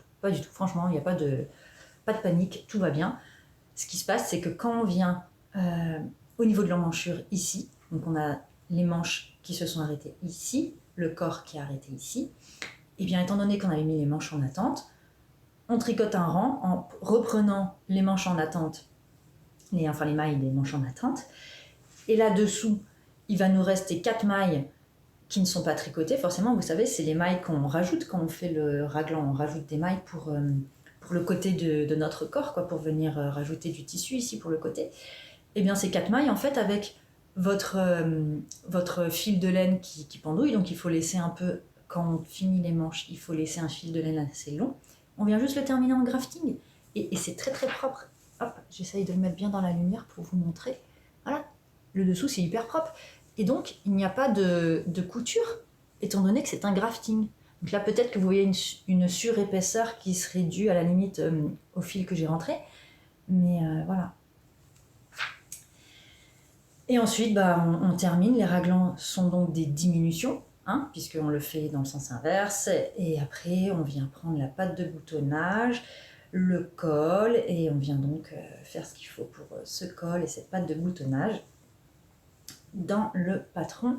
Elle avait mis un bouton de moins de ce que j'ai mis. 1, 2, 3, 4, 5. Voilà, il y avait 5 boutons. Moi, j'en ai rajouté un 6e. Sur la première version que je l'avais faite, franchement, le bouton il tombait très très bien. Et alors là, le bouton il tombait là. Enfin, j'exagère peut-être, mais il lui tombait beaucoup trop bas. Et je me suis dit, bah non, mais il va choper la crève en fait. Donc du coup, bah, je lui ai remis le bouton et je pense que le bouton là, il doit lui arriver là. Donc voilà, c'est beaucoup mieux. C'est bizarre parce que vraiment, dans la première version, ça tombait très très bien. Mais là, non. Donc cette version, c'est la version 1 an que j'ai tricotée. Je l'ai tricoté avec un fil de chez Rico. Voilà, j'avoue, je voulais pas trop investir dans les laines quand même. Pas lui prendre des laines de teinturière, voilà. Prendre une laine Rico, c'est la Essential Merino. Donc c'est du Merino Superwash Dické et on est sur 120 mètres pour 50 grammes. Ça, c'est l'échantillon que j'avais fait. Et pour l'échantillon, j'ai un peu bataillé, puisque l'échantillon que Longue avec Anna nous préconise, c'est... Et ben pourquoi j'ai pas marqué? Je sais plus. Bon, non, je sais plus. Bref, je l'ai tricoté en combien? Oui, les manches, j'ai fait en 2,75. Et j'ai tout fait 2,75 et 2,5. Voilà. Alors qu'elle, oui, elle préconise 3,5. C'est ça. Voilà, l'échantillon, c'est elle pour 26 mailles avec une laine sport. Et moi, 26 mailles, dans ma tête, je sais pas, j'ai vrillé. Je me suis dit, tiens, moi, je vais le faire en dické. Alors qu'elle, elle préconise une laine sport. Donc sport, on est sur environ, je crois, 300 mètres pour 100 grammes. Moi, je suis partie en dické. Donc là, je suis à 240 mètres pour 100 grammes. Donc ma laine est quand même beaucoup plus épaisse. Donc mon échantillon ne sera pas le même forcément. Et c'est pour ça que j'ai dû baisser de taille d'aiguille pour avoir un échantillon assez dense. Et même si j'ai baissé, voilà, vous voyez l'échantillon, il est quand même un peu pas si dense que ça, quoi. Après sur le modèle tricoté, vraiment, ça va quand même, hein, il a chaud quand il le met, et puis bon, c'est du mérinos, vraiment, ça n'a rien à voir avec juste un sweat en coton, vraiment tout de suite, on respire, ça tient chaud, c'est une chaleur très douce, hein, quand on porte un pull en laine, en poil de bestiole, quoi, tout simplement. Hein. Et voilà, donc j'ai rajouté le bouton, et il faut savoir que la laine de chez Rico bouloche énormément. Donc ça, c'est l'échantillon qui n'a pas été porté, voilà, l'échantillon tout beau, tout propre. Et la laine, voilà. Il faut savoir que je l'ai déjà nettoyé une fois et passé au rasoir. Et regardez toutes les bouloches. Là, il l'a porté, je crois, 3 fois depuis que je l'ai nettoyé. 3 fois, et regardez toutes les bouloches. Alors certes, c'est un enfant qui bouge tout le temps, forcément, hein, comme tous les enfants en vie. Mais voilà. C'est une laine vraiment qui bouloche énormément. Donc bon, est-ce que je vais la reprendre? Je sais pas. Vraiment, je sais pas. C'est un bon rapport qualité-prix, hein, mais un peu déçu quand même, j'avoue, par les petites bouloches. Mais voilà, petit gilet fini. J'ai quand même tricoté, hein. Ensuite, eh bien, on va parler des encours. Les encours. Ici, voilà. Je cherchais mon sac à projet. Les encours, je suis en train, je suis désolée pour ceux qui n'aiment pas la layette. Je fais de la layette. Prochain encours, promis, c'est pas de la layette. oui, là, je me suis dépêchée à faire de la layette parce que bon, bah, c'est l'hiver et que forcément, il fallait des petits pulls pour mon bébé. Donc, je vais passer rapidement dessus. Hein. C'est le Storm Sweater de Petite Knit. Celui-ci, je le fais également dans une laine Rico. Voilà, là, c'est la Baby Merino, 25 grammes pour 100 mètres. Donc, on est sur un échantillon de fingering. Voilà. Cette jolie couleur, j'aime beaucoup. J'aime beaucoup cette couleur. C'est, je sais pas, sable, chameau clair. Voilà, c'est le coloris combien là? Qu'est-ce qu'ils nous disent? On sait pas, le 03 je pense. Je pense que c'est ça, c'est coloris 03. Voilà. C'est très doux, hein. En revanche, étant donné que c'est la même que celle du projet précédent, je sais qu'elle va boulocher. Bon bah tant pis. Voilà, le Storm Sweater de Petite Knit, un patron qu'on trouve pour bébé, enfant et adulte et également homme, qui a une construction avec des emmanchures tombantes. On vient donc faire le dos, ensuite on vient prendre une épaule, on fait un demi-devant, deuxième épaule, demi-devant, puis on vient rejoindre les devants ensemble et ensuite on vient rejoindre le dos et voilà. Et là j'en suis aux côtes et après je vais venir récupérer les mailles pour faire les manches. Voilà, j'espère le finir rapidement, celui-ci. Ensuite, et bien là, il est où mon autre sac? Ah bah c'est dans le nouveau sac à projet. On a le look ou on n'a pas le look? Alors, celui-ci, c'est celui que je vous avais présenté, dont je vous avais présenté les laines le dernier épisode, je pense, ou l'avant-dernier. Et je vous avais dit que je voulais faire le Automne Alpine de Caitlin Hunter avec cet échantillon de Madeleine Tosh. Le coloris, c'est Rocky Mountain High, Colorado. Un coloris que j'adore. Et donc, pour contraster et aller avec, j'avais trouvé ces écheveaux de chez Laine des Îles, un marron chocolat. En plus, je crois que c'est la couleur de cette année. Ça tombe bien. Et cette laine, c'est vraiment une très belle découverte. Je ne sais plus à quel est le prix, mais il me semble qu'elle n'était pas si chère que ça. C'est une laine des îles... Comment on dit déjà en français? Féroé? Les îles Féroé? Oui, je crois que c'est ça. Les Faroe Islands. Îles Féroé. Oui, en français, c'est îles Féroé. Norvège. Magnifique. Franchement, alors comme ça, oui, ça pique. Cependant, j'ai fait juste l'échantillon. Hein. C'est un encours un peu tricherie. Un échantillon en jersey, juste c'était pour voir si le jacquard allait bien tomber. Donc j'ai fait n'importe quoi en jacquard. Vraiment, c'était pour voir le contraste. Je suis fan. Et alors là, une fois que je l'ai bloqué, ça pique beaucoup moins. En revanche, oui, je le ferai pas pour un enfant quand même. Hein. Et si vous êtes très sensible, non. Mais moi, vraiment, je sais que je pourrais le porter comme ça. En plus, le col, vraiment, je vais le porter à même la peau sans problème. Et voilà, je trouve que le contraste fonctionne très bien. Je vais vite finir le tricot de mon petit chou pour m'attaquer à celui-ci de manière un peu plus intensive. Hop. Ensuite, on va passer aux acquisitions. Et il y en a eu beaucoup. Ce qui s'est passé, c'est que donc, je suis allée habiter quelques mois chez ma mère qui est sur Nice. Et il faut savoir que à Nice, juste à côté, il y a la ville de Saint-Laurent-du-Var, c'est ça. Et bah, qui habite à Saint-Laurent-du-Var? C'est Sabine de la marque Ars Natura. Et Sabine fait maintenant tous les mois, bon là en ce moment, la boutique est, je ne sais pas si la boutique est fermée, mais Sabine est en convalescence, voilà. Donc pour l'instant, ça ne se fait pas, mais elle a fait, donc jusqu'à maintenant, elle faisait les journées portes ouvertes, un samedi par mois. Et j'ai une amie, une très bonne amie qui y est allée, et elle m'a dit, bah viens, donc j'y suis allée, et bon bah voilà.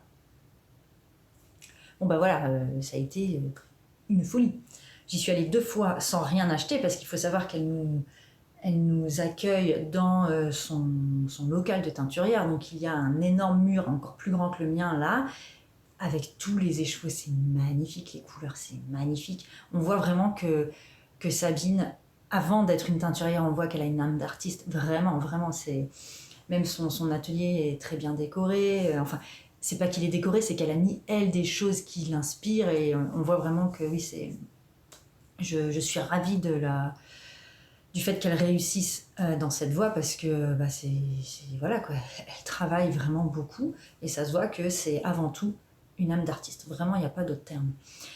Et donc, j'y suis allée les 2 premières fois sans craquer. J'étais là, non, j'achète rien, j'achète rien. Bon, bah évidemment, 3e fois, j'ai craqué. Hein.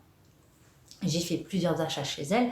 J'en ai tellement fait que aujourd'hui, je ne vous montre que les derniers achats que j'ai fait. Voilà. L'autre, étant donné que je ne vais pas le tricoter tout de suite, je vous montrerai plus tard. Donc, dernier achat que j'ai fait. Oui, un petit. Ah, il est là. En plus, regardez, le magnifique tote bag. Hop. Voilà, c'est pas beau ça? Ça, c'est Sabine tout crachée. de l'humour, des couleurs et de la mignonnerie et du volume capillaire. Voilà. J'ai envie de dire c'est ça c'est Sabine, voilà, de la bonne humeur, voilà, c'est Sabine comme on l'aime. Hein. Donc le tote bag de chez Sabine, magnifique, voilà, Ars Natura.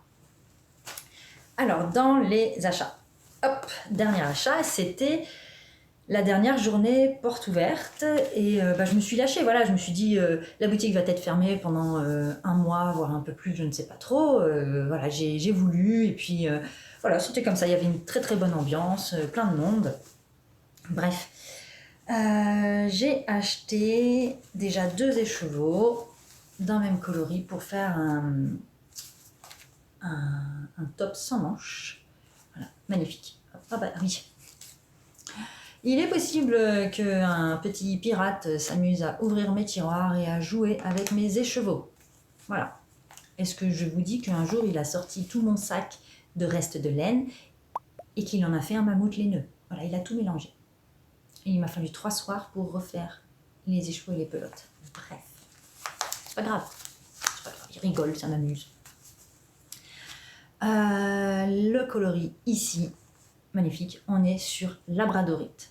Donc labradorite, étant donné que c'est un nom de pierre, je pense que c'était un coloris de son calendrier de l'Avent, pas l'année dernière, l'année d'avant, je pense. Voilà, donc 2023.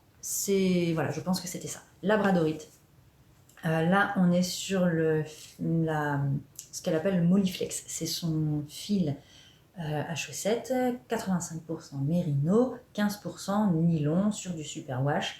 Et c'est un fingering 400 mètres pour 100 grammes. Alors, je vais enlever l'étiquette qui est déchirée pour vous montrer ici les chevaux. Donc labradorite, mais c'est magnifique.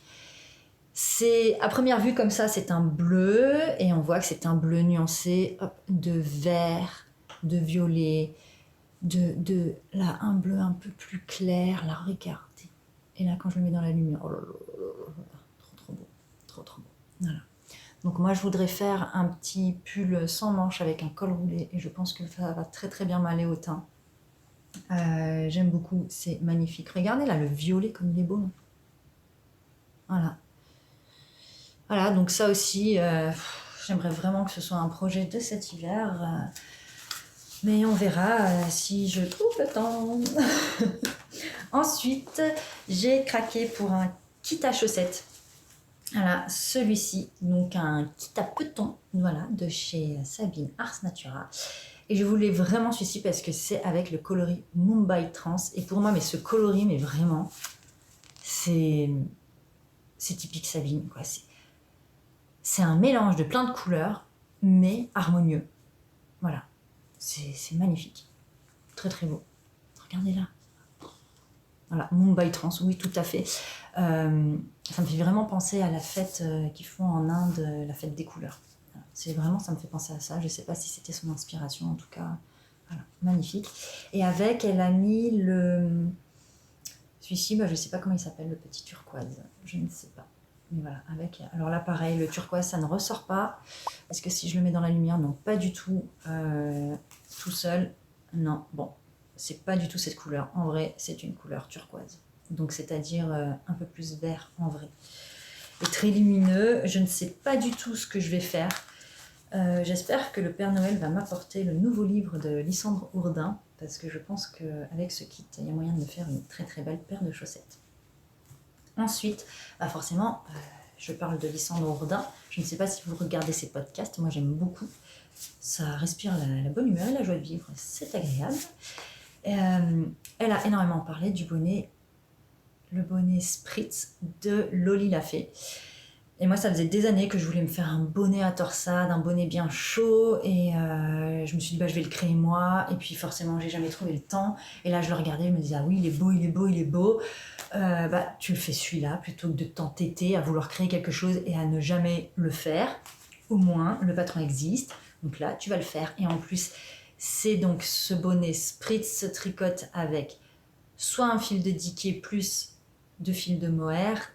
Je crois que c'est ça. Soit 2 fils de fingering plus 2 fils de mohair. Je ne sais plus si on double le mohair, je ne suis pas sûre. Mais on double le fingering si on prend du fingering. Donc pour ça, j'ai pris d'abord ce coloris. Oui, j'en ai pris 2. J'ai craqué. J'ai pris 2. Ce coloris, parce que ce coloris, franchement, à chaque fois que j'allais chez Sabine, il me faisait de l'œil depuis le début. C'est le coloris Choco Chai. On est encore dans un salon de café, j'ai envie de dire.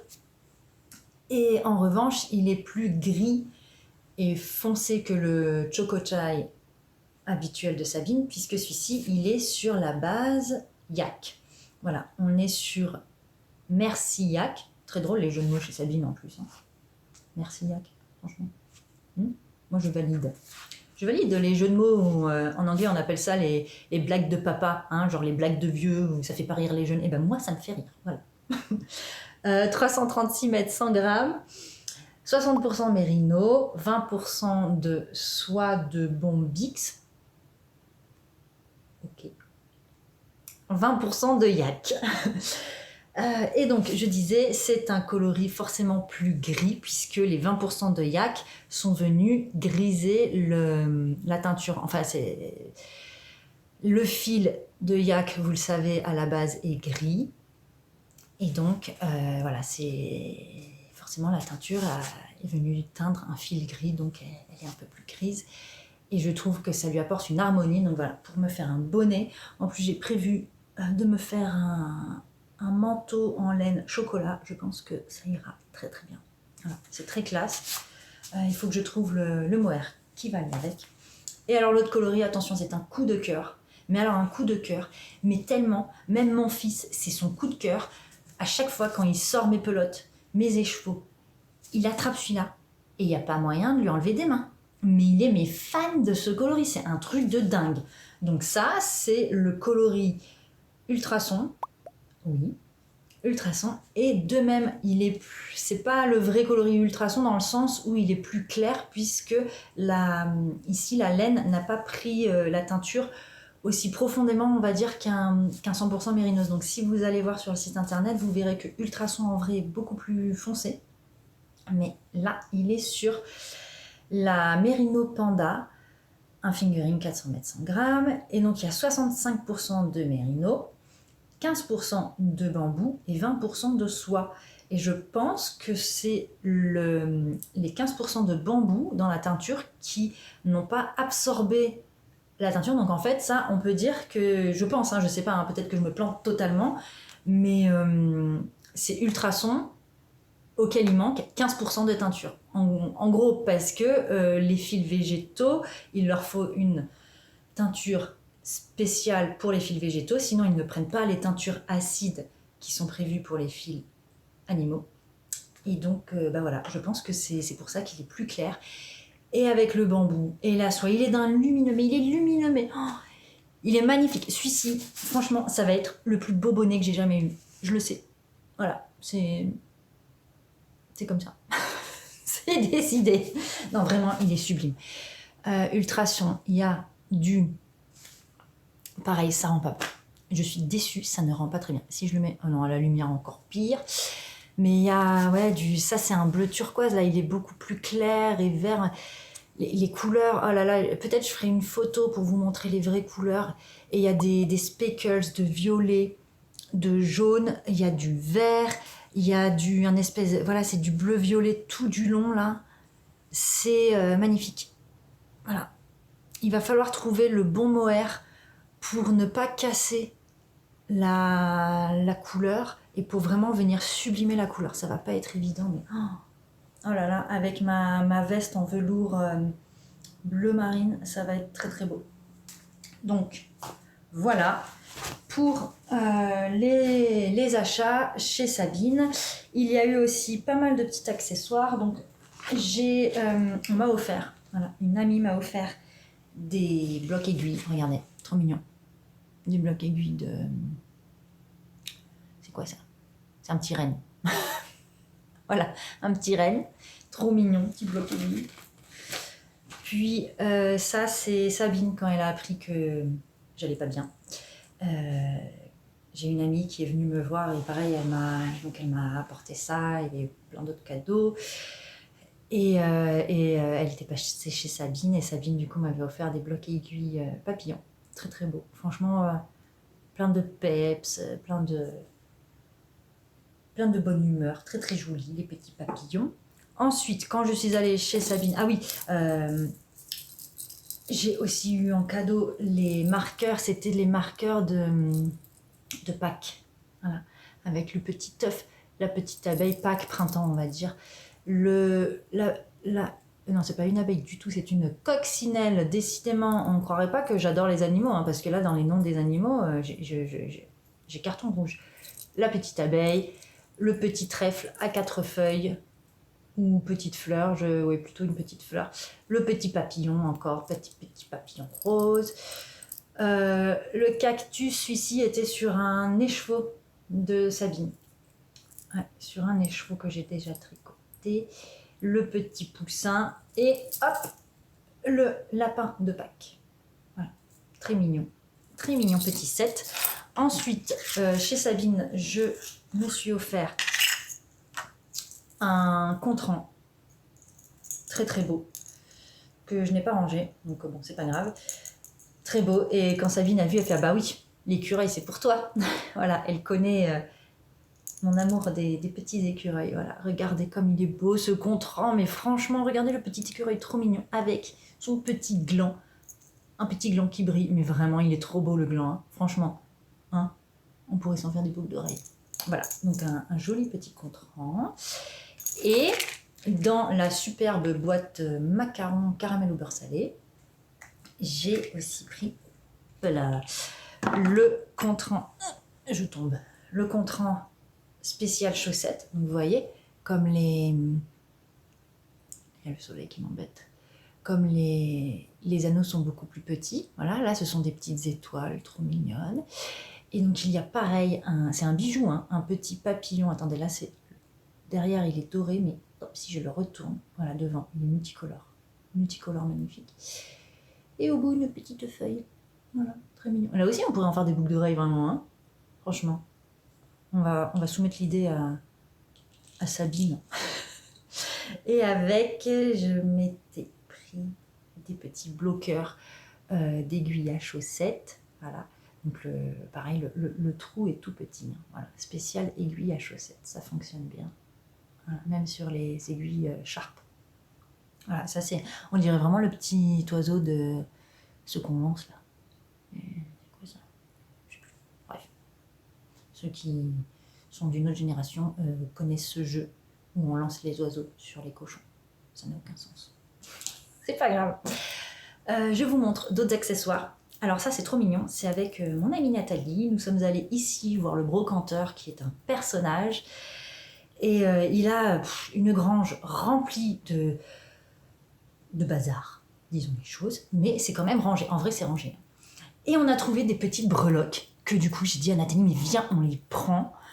On s'en prend 4 chacune, parce qu'il n'y avait pas beaucoup de choix. Et on s'en fait des marqueurs tricot. Elle a dit, mais oui, carrément. Et regardez, j'ai acheté donc les petits anneaux pour faire des marqueurs tricot. Et voilà. Donc, c'est des... Je sais plus comment il appelle ça, lui. Mais c'est avec les... C'est pas l'écusson, là. Le blason de la ville. Voilà, donc, le soleil. Attendez, le soleil. Hop. Voilà. Est-ce qu'il m'embêtera moins comme ça? Il y a Provence. Non, c'était Provence, hein. Non, Villefranche. Et oui, Villefranche, avec le citronnier. C'est ça? Non, c'est un olivier. Oh, ça n'a ni queue ni tête. Désolée, je ne suis pas sérieuse du tout. Je pense que c'est un olivier, Villefranche. Les citrons, c'est menton. Non, mais je suis niçoise, hein, sinon. Provence. Voilà, Provence, très joli.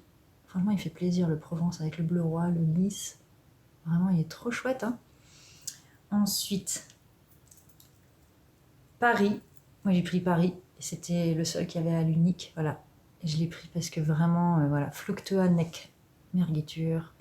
J'ai vécu 20 ans à Paris. Voilà. Je suis très contente de l'avoir. Paris. Ça fait plaisir. Et Nice. Nissart. Voilà. Nice. Avec l'aigle de Nice. Et les couleurs rouge et noir. Comme le club de foot. Enfin, c'est le club de foot qui a pris les couleurs, forcément. Voilà, trop contente. Franchement, c'est trop mignon. Voilà, je sais pas dans quoi c'était utilisé. Si vous avez une idée, on voit qu'elles sont vieilles, elles sont un peu oxydées, mais ça fait tout son charme. Et j'adore. Voilà, vraiment j'adore, c'est trop mignon. On a fait ça. Ensuite, en acquisition de laine, j'ai également reçu un colis magnifique. Vraiment, j'ai été trop gâtée après ces mois d'hiver très sombres que j'ai vécu. J'ai reçu un super colis de Lydie de la marque Lily sur un fil. Voilà, regardez, ça c'est ce que j'ai reçu. C'est magnifique. Déjà, il y a une carte. Je pense que c'est elle qui a fait l'aquarelle avec un message adorable derrière. Voilà. Bon, alors vu que je l'ai posée sur le buffet, elle est un peu pliée, mais ça me fait trop plaisir. Tous les jours, je la vois. Devant, il y a une photo de mon fils en plus, donc voilà. Merci beaucoup Lydie. Et vraiment, hein, je suis presque sûre que c'est elle qui l'a faite. C'est beau, non? On voit l'harmonie, pareil. Hein. Les teinturières de laine, je pense, ne peuvent pas réussir si elles n'ont pas une âme d'artiste. Et là, ça se voit. Hein. Il n'y a pas photo. Hop, on va la mettre là. À côté de notre Maranta. Tac. Oh, c'est joli. Et voilà, donc le sac de laine que Lydie m'a offert. Magnifique. Nous avons d'abord une pelote. Ce sont les laines qu'elle revend. C'est un peu le bazar dans la pelote, c'est pas grave. C'est la Zauberball Crazy. Donc c'est la laine qui peut remplacer les fameux écheveaux. Comment ça s'appelle? Spin Cycle Yarn. Voilà, qui sont des écheveaux je crois que ce sont 2 femmes américaines qui ont racheté une filature aux États-Unis et elles ont décidé de filer la laine, mais de la teindre avant. Donc en fait, elles teignent le fil quand il est en, je sais plus comment ça s'appelle, en mèche. Voilà, on a des tresses de fibres. Elles teignent les fibres, ensuite elles la filent et ensuite elles viennent retordre le fil. Donc voilà, je pense que c'est pas elles qui ont inventé le principe, je ne pense pas, mais ce sont elles qui ont vraiment lancé la mode de ces fils-là, où on voit bien le soleil, où on voit bien qu'il y a... je vais prendre un endroit où ça se voit beaucoup. Par exemple, là. Là, on voit qu'il y a un fil orange. Hop là, voilà. Un fil orange avec un fil bleu. Voilà. Et ils sont retordus ensemble. Et donc ça fait... attendez, je vais vous montrer. Hop, je suis désorganisée, je suis désolée. Voilà. Ça tombe bien. Ça, c'est un bonnet que j'avais fait en cette fameuse laine Spin Cycle Yarn. Voilà. J'avais eu l'occasion d'aller au Canada et là-bas, j'avais pu acheter 2 écheveaux de Spin Cycle. Et donc, il y avait l'écheveau qui faisait rouge, orange, jaune et l'écheveau qui faisait dans les bleus et verts. Voilà. Et donc là, quand on mélange 2, ça fait ça. Et c'est exactement cet effet-là que la Zauberball refait. Sauf que le prix, on le divise par 3. Parce que là, Spin Cycle Yarn, déjà ici, je pense qu'on ne peut l'avoir que chez Loops, chez la boutique qui est à Londres, et peut-être chez Stephen & Penelope, voilà, boutique qui est à Amsterdam, celle de Stephen West. Et les écheveaux, Moi, je me souviens, quand je les ai achetés, j'étais un peu oups. Donc, je l'ai fait parce que j'étais au Canada et je savais très bien que c'était une belle opportunité d'acheter des écheveaux de chez Spin Cycle. Mais ils coûtaient, je sais plus, peut-être 35 $. C'était cher. Et c'était surtout 75 grammes. Voilà. Et c'est pas 100 grammes, c'est 75. Donc là, j'ai fait ok, j'ai acheté une fois et ce sera tout. Et en plus, je vous reparlerai de la galère de ce projet. Parce qu'en fait, ce qui se passe, je vous en parle. Oh non, je vous en parle maintenant.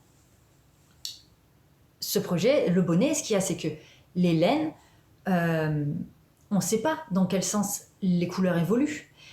Et ce bonnet, je l'ai tricoté en tout 4 fois. Donc je l'ai défait 3 fois, tricoté 4 fois. Pourquoi ? Parce qu'il y avait des parties de la pelote jaune-orange qui tombaient sur les parties de la pelote bleu-verte et ça n'allait pas du tout, ça faisait pas un beau contraste. Là, le bonnet est très beau. Enfin, personnellement, je le trouve très beau. C'est mon conjoint qui le porte. Et là, les alternances de couleurs sont chouettes, sont bien.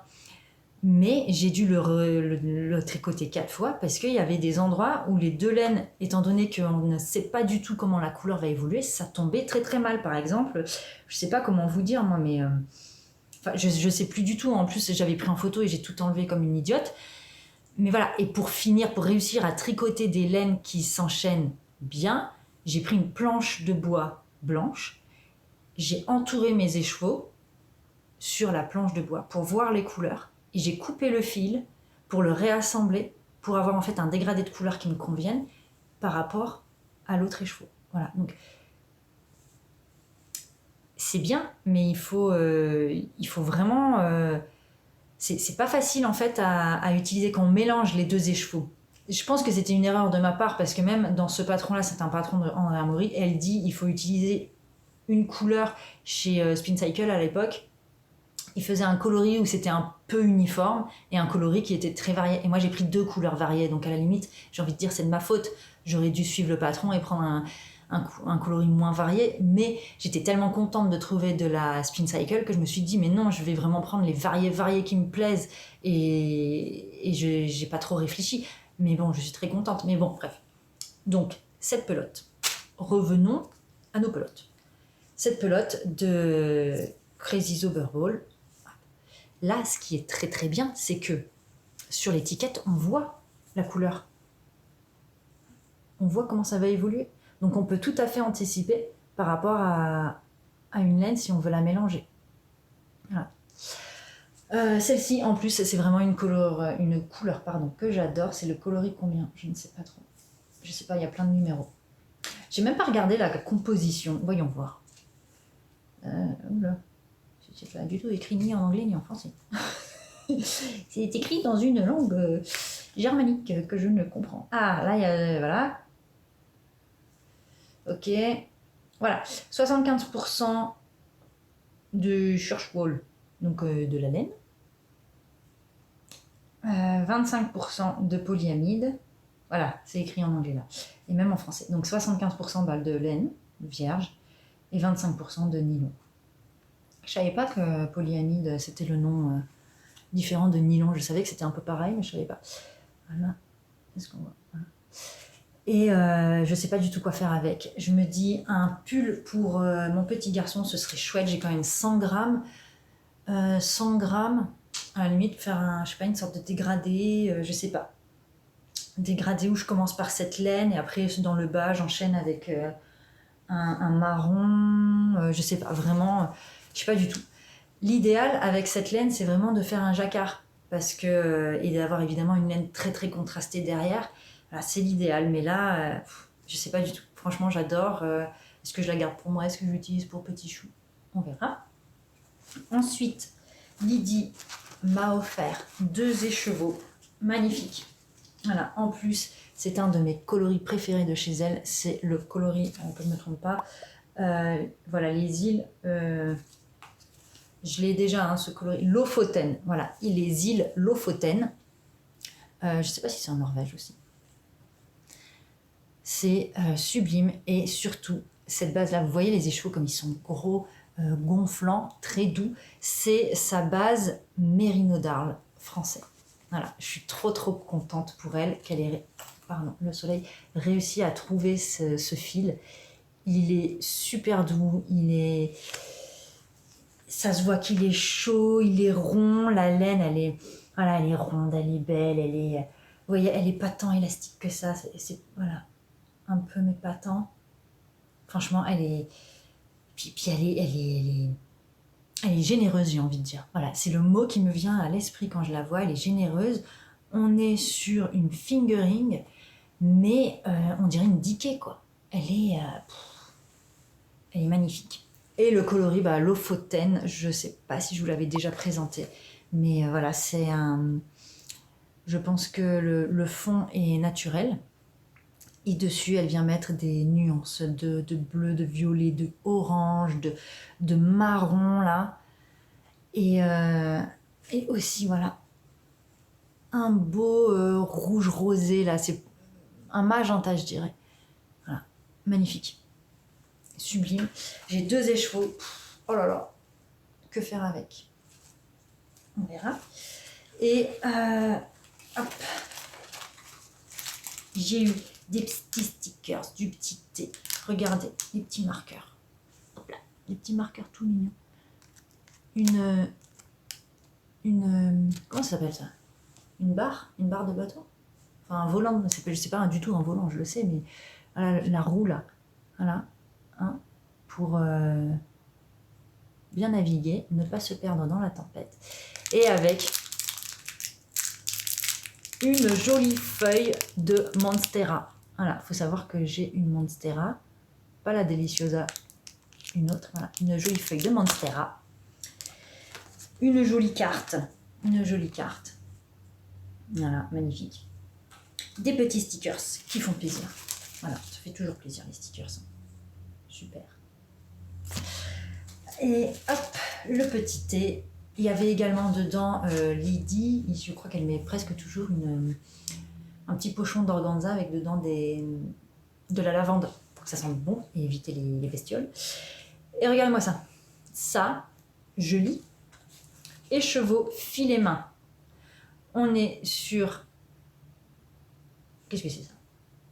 30% de lama, 20% de soie et 50% de Paul Wars. Paul Wars? Faudrait que je lui demande. Donc c'est une two-ply, une retordue, voilà, en 2 fois. Filet main, hein. Donc ça, c'est Lydie qui l'a fait, quoi. Je pense, hein. Parce qu'elle fait du filage. Et voilà. Pareil, retordu, 2 fils retordus. C'est une fingering sport, 60 grammes. Non mais 60 grammes. Moi j'ai fait un peu de filage. Je sais pas combien d'heures il y a là-dessus, mais je sais qu'il y a beaucoup d'heures et c'est sublime.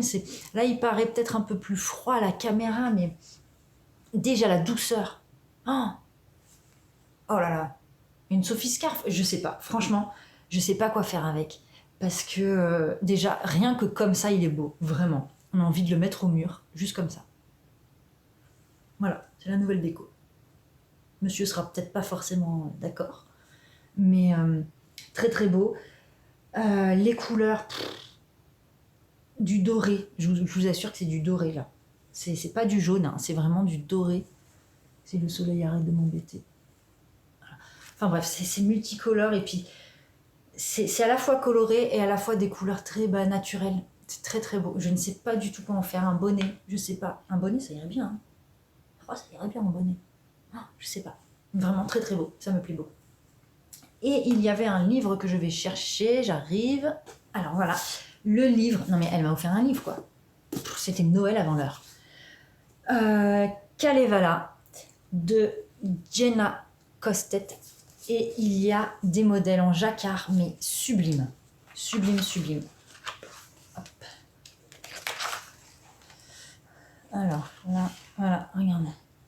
Ça, magnifique, non? Et puis, alors, c'est vraiment des modèles qu'on voit pas tous les jours. Je sais pas de quel pays il s'agit, je le noterai. What does knit in folk poetry looks like. Donc voilà, c'est un livre où elle a voulu faire des patrons folkloriques et poétiques. Voilà. Scandinave. Ah oui, voilà. Donc, il y a dedans 18 patrons. inspiré du Kalevala. Je pense que c'est une région. J'écrirai j'écrirai là sur la vidéo ce que c'est exactement. C'est considéré comme national epic. Un national epic. Je sais pas trop. On va voir. Et donc Finlande. Ah non, le Kalevala. Donc non, c'est un livre qui contient des poèmes. Ah, c'est trop beau. Voilà. Poèmes de la mer Baltique, de la mythologie, avec des anciens symboles et des créatures mythiques. Ah, ça me donne trop envie d'avoir le bouquin de poèmes. Je pense que c'est ça, hein, je vous écrirai si je me trompe. Et il y a aussi d'autres finlandais, caréliens, scandinaves et baltiques. Voilà, des influences d'autres pays nordiques. Alors, hop. Déjà, toute l'ambiance, elle est magnifique. Hein. Celui-ci, il faut que je vous le montre. Il est sublime, il y a des chevaux. Voilà. Ilmatar. Ça doit être... je sais pas, c'est sûrement expliqué. Il y a à chaque fois, je pense, un petit poème qui va avec. Oh, ça donne trop envie. Ah. Ikuturso. Ikuturso, where are you? Les explications, bien sûr, sont en anglais. Bon, c'est pas très compliqué. Ah, regardez comme il est beau, celui-là. Une tunique, presque. Il est beau, hein? Oh là là. Et alors moi, celui que j'ai vu là qui me fait craquer, bah déjà ça aussi c'est beau, c'est classe. Franchement, c'est classe, hein? Là, comme ça, avec la robe. Ah, je crois que c'est celui... Non, peut-être pas, mais celui-ci. J'aime un peu moins, mais c'est quand même chouette. Si on veut ne pas contribuer aux pulls moches de Noël et au contraire faire des pulls magnifiques de Noël. Voilà. Ça, là, avec des gros ours comme ça. C'est beau. Hop, celui-ci, on a déjà fait... Oh, il y a des chaussettes. C'est vrai, j'avais oublié qu'il y avait des chaussettes. Je l'ai reçu il y a longtemps, donc j'ai un peu oublié. Regardez les jolies chaussettes. Elles ont l'air d'être tricotées en fil assez épais. Et il est où celui que je vais absolument vous montrer? J'aurais dû marquer la page. Ah, c'est beau. Ah là là, ça va être le dernier. Ah oui, des mitaines. Voilà. Très beau là, le col roulé. Hein. Col roulé en côte 2-2. Très très beau. Et où est-il? Ça y est. Voilà, regardez. Avec des chevaux. C'est cool, non? Oui, j'aime les chevaux. Ancienne cavalière. Hein. Oh non, d'ailleurs, toujours. Voilà. Il est trop cool. Je sais pas si c'est des chevaux ou une bestiole mythique. Mais vraiment, c'est un magnifique livre. Déjà, on voit hein, le papier. C'est le papier un peu... pas cartonné, comment dire. Enfin bref, très belle qualité. C'est un très beau livre, un très bel ouvrage. Je l'avais mis comme ça sur une table basse, une petite table d'appoint. Magnifique. Petit Chou est passé par là. Regardez ce qu'il a fait. C'est criminel. Là. Mais bon, il regardait. Je lui dis, bah, tu veux que je te tricote lequel? Et puis il était là, bah. Voilà, ok. Voilà. Mais vraiment, c'est un très très bel ouvrage. J'ai hâte de me faire des étagères au mur, hors de portée des mains, pour pouvoir le mettre. Parce que vraiment, même comme ça, c'est beau, quoi. C'est beau. Et puis alors, dedans, les patrons sont magnifiques. C'est presque tout pour les acquisitions parce que il y a caché dans ma chambre, hors de ma vue, je me suis fait plaisir pour mes 40 ans. Je me suis offert le calendrier de l'Avent des Laines de Demain où le thème c'est des villes, un tour du monde. Et bah voilà, je l'ai acheté et il est là, il attend la semaine prochaine. Je verrai si en décembre je vous fais un vlogmas ou pas. Pas tous les jours, je ne pourrai pas. Mais pourquoi pas, du coup avec le calendrier de l'Avent, ça me tente bien. Et voilà quoi, je pense qu'il y a assez de choses, donc j'espère que ça vous a plu. Je suis très contente de vous avoir revu, enfin de revenir. Et maintenant, on va passer à la partie point de croix broderie qui sera courte mais quand même présente. Voilà, à tout de suite.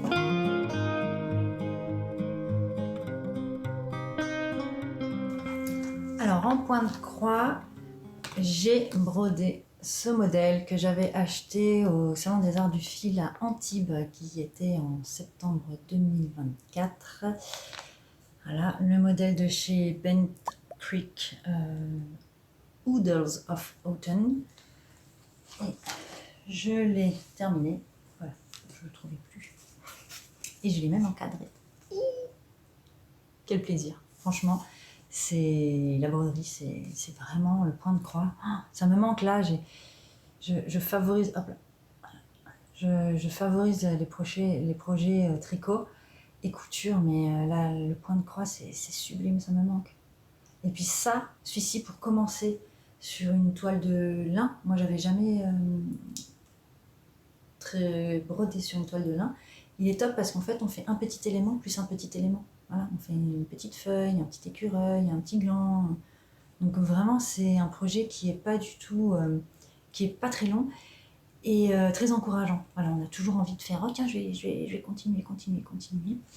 Dans la pochette, il y avait également la petite étoile qui est un bouton. Voilà, trop mignon, donc je l'ai mis. Et voilà. J'ai pris les fils préconisés, sauf ce sont des fils 100% DMC. Voilà, il y en a deux. Je sais pas si vraiment c'est nécessaire que je vous donne les numéros.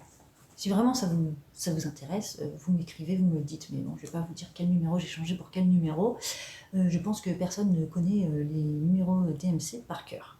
Donc voilà, j'ai juste changé 2 couleurs, mais c'était des couleurs très très similaires. Et vraiment, je suis trop contente. Il faut que je le mette au mur dans le salon ou dans la chambre de mon fils, je sais pas, c'est tellement mignon. C'est moi qui l'ai encadré, alors j'ai quelques notions d'encadrement, j'ai fait ça n'importe comment.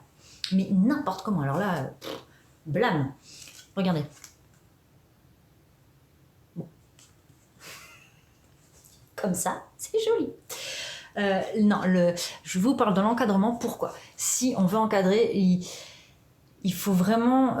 en fait, ce que j'ai fait là, je ne sais pas si on le verra, mais il y a un endroit où je suis malheureusement venue écraser le point.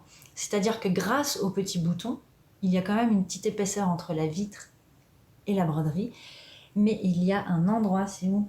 Voilà, en haut. En haut, je ne sais pas si vous verrez, mais j'ai complètement écrasé le point. Et en plus, c'était très compliqué de le garder droit. Pourtant, je l'ai passé au fer à repasser et tout, mais bon. Voilà, je l'ai quand même encadré. Je trouve quand même que ça rend bien. Moi, ça me convient. Et le prochain, si je veux l'encadrer, là, j'irai prendre, il faut ce qu'on appelle du carton plume. C'est en fait de la mousse entourée de 2 feuilles de Bristol. Et après, il faut venir mettre des épingles dans l'épaisseur du carton plume pour venir bien emprisonner la toile en lin. Et pour ça, il faut donc un cadre assez épais pour pouvoir avoir l'épaisseur de la vitre, mettre des petites cales pour que la broderie justement ne soit pas écrasée contre la vitre. Et après, il y a l'épaisseur du carton plume, plus ensuite le carton du cadre pour voilà, si on veut le poser ou pas. Donc voilà, encadrer un point de croix, c'est pas si évident que ça, mais là, ça fait le job. J'adore le cadre, le côté vintage. Franchement, voilà, c'est super chouette. Ça me plaît. Hop. Tac. Ah, c'est mignon quand même. Super mignon. En plus, ça plaît à monsieur. Donc ça, c'est parfait. Et je suis en train de faire... Voilà, d'avancer sur le projet de Teresa Kogut, le Honey, voilà, Honey de Teresa Kogut. C'est un projet, donc on est sur 140 points par 141. J'avais bien avancé et puis entre-temps, bébé a commencé à faire les dents et donc j'ai eu beaucoup moins de temps. Et voilà, j'ai fait la partie fleurs. Ça me plaît, c'est beau. C'est mignon comme tout. C'est l'envers que je vous montre? Non, c'est l'endroit. Alors pourquoi mon aimant... Ah bah il manque le carré. Il est là, hop, il va falloir que je le recolle. C'est drôle, l'aiguille est restée accrochée. Je ne rien comprendre ce qui se passe. Hop là, voilà, c'est comme ça. Voilà, donc je le fais. Alors pour l'instant, je brode essentiellement sur des toiles 14, c'est ça, oui, 14 points pour 1 centimètre, je pense que c'est ça. Ce sont des toiles Zweigart et ce sont les Edinburgh. Voilà, Édimbourg de chez Zweigart. Ce coloris-là, c'est marqué là, c'est le coloris flax que j'aime beaucoup. C'est pas facile, je trouve, de choisir ses coloris de toile Zweigart parce que sur internet, en fonction des sites, vraiment elles n'ont pas du tout la même couleur. J'en ai acheté plusieurs avec des coloris différents. J'en ai fait une photo pour pouvoir. Voilà, la photo, je pense que si je la retrouve, je vais la mettre. Parce que comme ça me permet vraiment de voir la différence entre la flax, la naturelle, la. Je sais plus. Je sais plus quels sont les noms, mais voilà, il y en a plusieurs. Et alors là, j'aime beaucoup. La flax, elle est peut-être un peu plus grise. Ici, c'était quel coloris? C'était quel coloris déjà? Ah bah je sais plus. Je sais plus quel coloris c'était, donc celle-ci, je le noterai. Et alors, qu'est-ce que je peux dire de la couleur? Vous voyez, même là, franchement, la différence n'est pas énorme. Elle n'est pas énorme. Hein. Et je sais plus du tout quel coloris c'était. Non, vraiment, là, je sais plus du tout. Mais je le noterai. Et voilà quoi. Est-ce qu'il m'en reste de cette toile? Sûrement. Mais donc voilà le petit honey. Il me reste encore beaucoup de travail. Mais j'avance quand même petit à petit. C'est très apaisant. Et celui-ci, pareil, je vais l'encadrer et l'attacher au mur. Je trouve que ça fait un petit welcome dans la maison. Voilà. Donc voilà pour ce qui est du point de croix. Je ne me lance pas du tout de défi. Mon petit carré est encore tombé. Je ne me lance pas du tout de défi sur je vais finir ça pour ça. Non, là, vraiment, le point de croix, c'est. On n'a pas le choix en fait. Là, on est vraiment. On est obligé de prendre son temps hein, si on veut que ce soit bien fait. Voilà. Donc, c'est la conclusion de ce podcast qui est un peu long, je le vois. J'espère que YouTube acceptera le format, que ce sera pas trop long. J'espère revenir rapidement. Je pense qu'une fois par mois déjà ce serait bien puisqu'il me faut le temps de pouvoir créer et ensuite faire la vidéo, faire le montage. Donc voilà, si vous avez des conseils pour mon alocasia, je suis preneuse. J'ai, je pense, tout essayé, mais bon, peut-être y a-t-il une experte alocasia parmi vous. Voilà. Même la coccinelle qui est censée porter chance n'a pas porté chance. Sinon, bah voilà, oui. Si, comme je disais dans la partie tricot, j'aimerais bien faire des petits vlogmas, c'est comme ça qu'on dit. Voilà, mais peut-être un par semaine où ce sera des vidéos beaucoup plus peut-être intimistes. Enfin bref, on verra. On verra si j'y arrive. Et j'ai l'envie, hein, bien sûr, c'est pas l'envie qui me manque, mais sachez que depuis que je suis maman, c'est vraiment pas l'envie qui me manque. C'est le temps, la disponibilité, parce que quand je suis avec mon fils, eh ben, là, s'il était là, il n'y aurait pas tout ça. Hein. Il y aurait juste un petit qui saute partout. Voilà. Normal, c'est un enfant. Merci donc d'avoir regardé cette vidéo. C'est vraiment très très agréable de revenir. Et voilà, j'ai eu l'occasion de croiser quelques-unes d'entre vous, soit au Salon des Arts du Fil à Antibes, soit chez Sabine. C'était un réel plaisir. Je vous salue. Coucou les filles. Franchement, moi je suis ravie, hein, vraiment, si vous me croisez un jour. Alors, il faut savoir que moi je suis comme ça. Même si, en fait, il faut vraiment venir me voir, me faire coucou, comme ça, là, coucou. Parce que sinon, je suis tout le temps dans ma bulle, dans mon monde. Donc vraiment, faut pas hésiter à venir me bousculer, à me dire salut Léo, bonjour Léonore, voilà. Vraiment, moi, je suis trop trop contente de vous croiser. C'est toujours des très très belles, comment on dit, des chouettes moments, voilà, des chouettes rencontres. Et comme ça, on se sent plus trop seul dans nos loisirs. J'espère que de votre côté, tout va bien. Chez moi, là, l'hiver est là, mais le soleil est aussi là. Ça fait plaisir. Je vous remercie encore 1000 fois d'avoir patienté et d'être venu sur cet épisode. J'espère que ça y est, la machine est repartie et que je vais pouvoir revenir de manière plus régulière. Et n'hésitez pas toujours à commenter, me dire ce qui va pas dans mes vidéos. Voilà. Merci beaucoup et j'espère à très vite. Au revoir.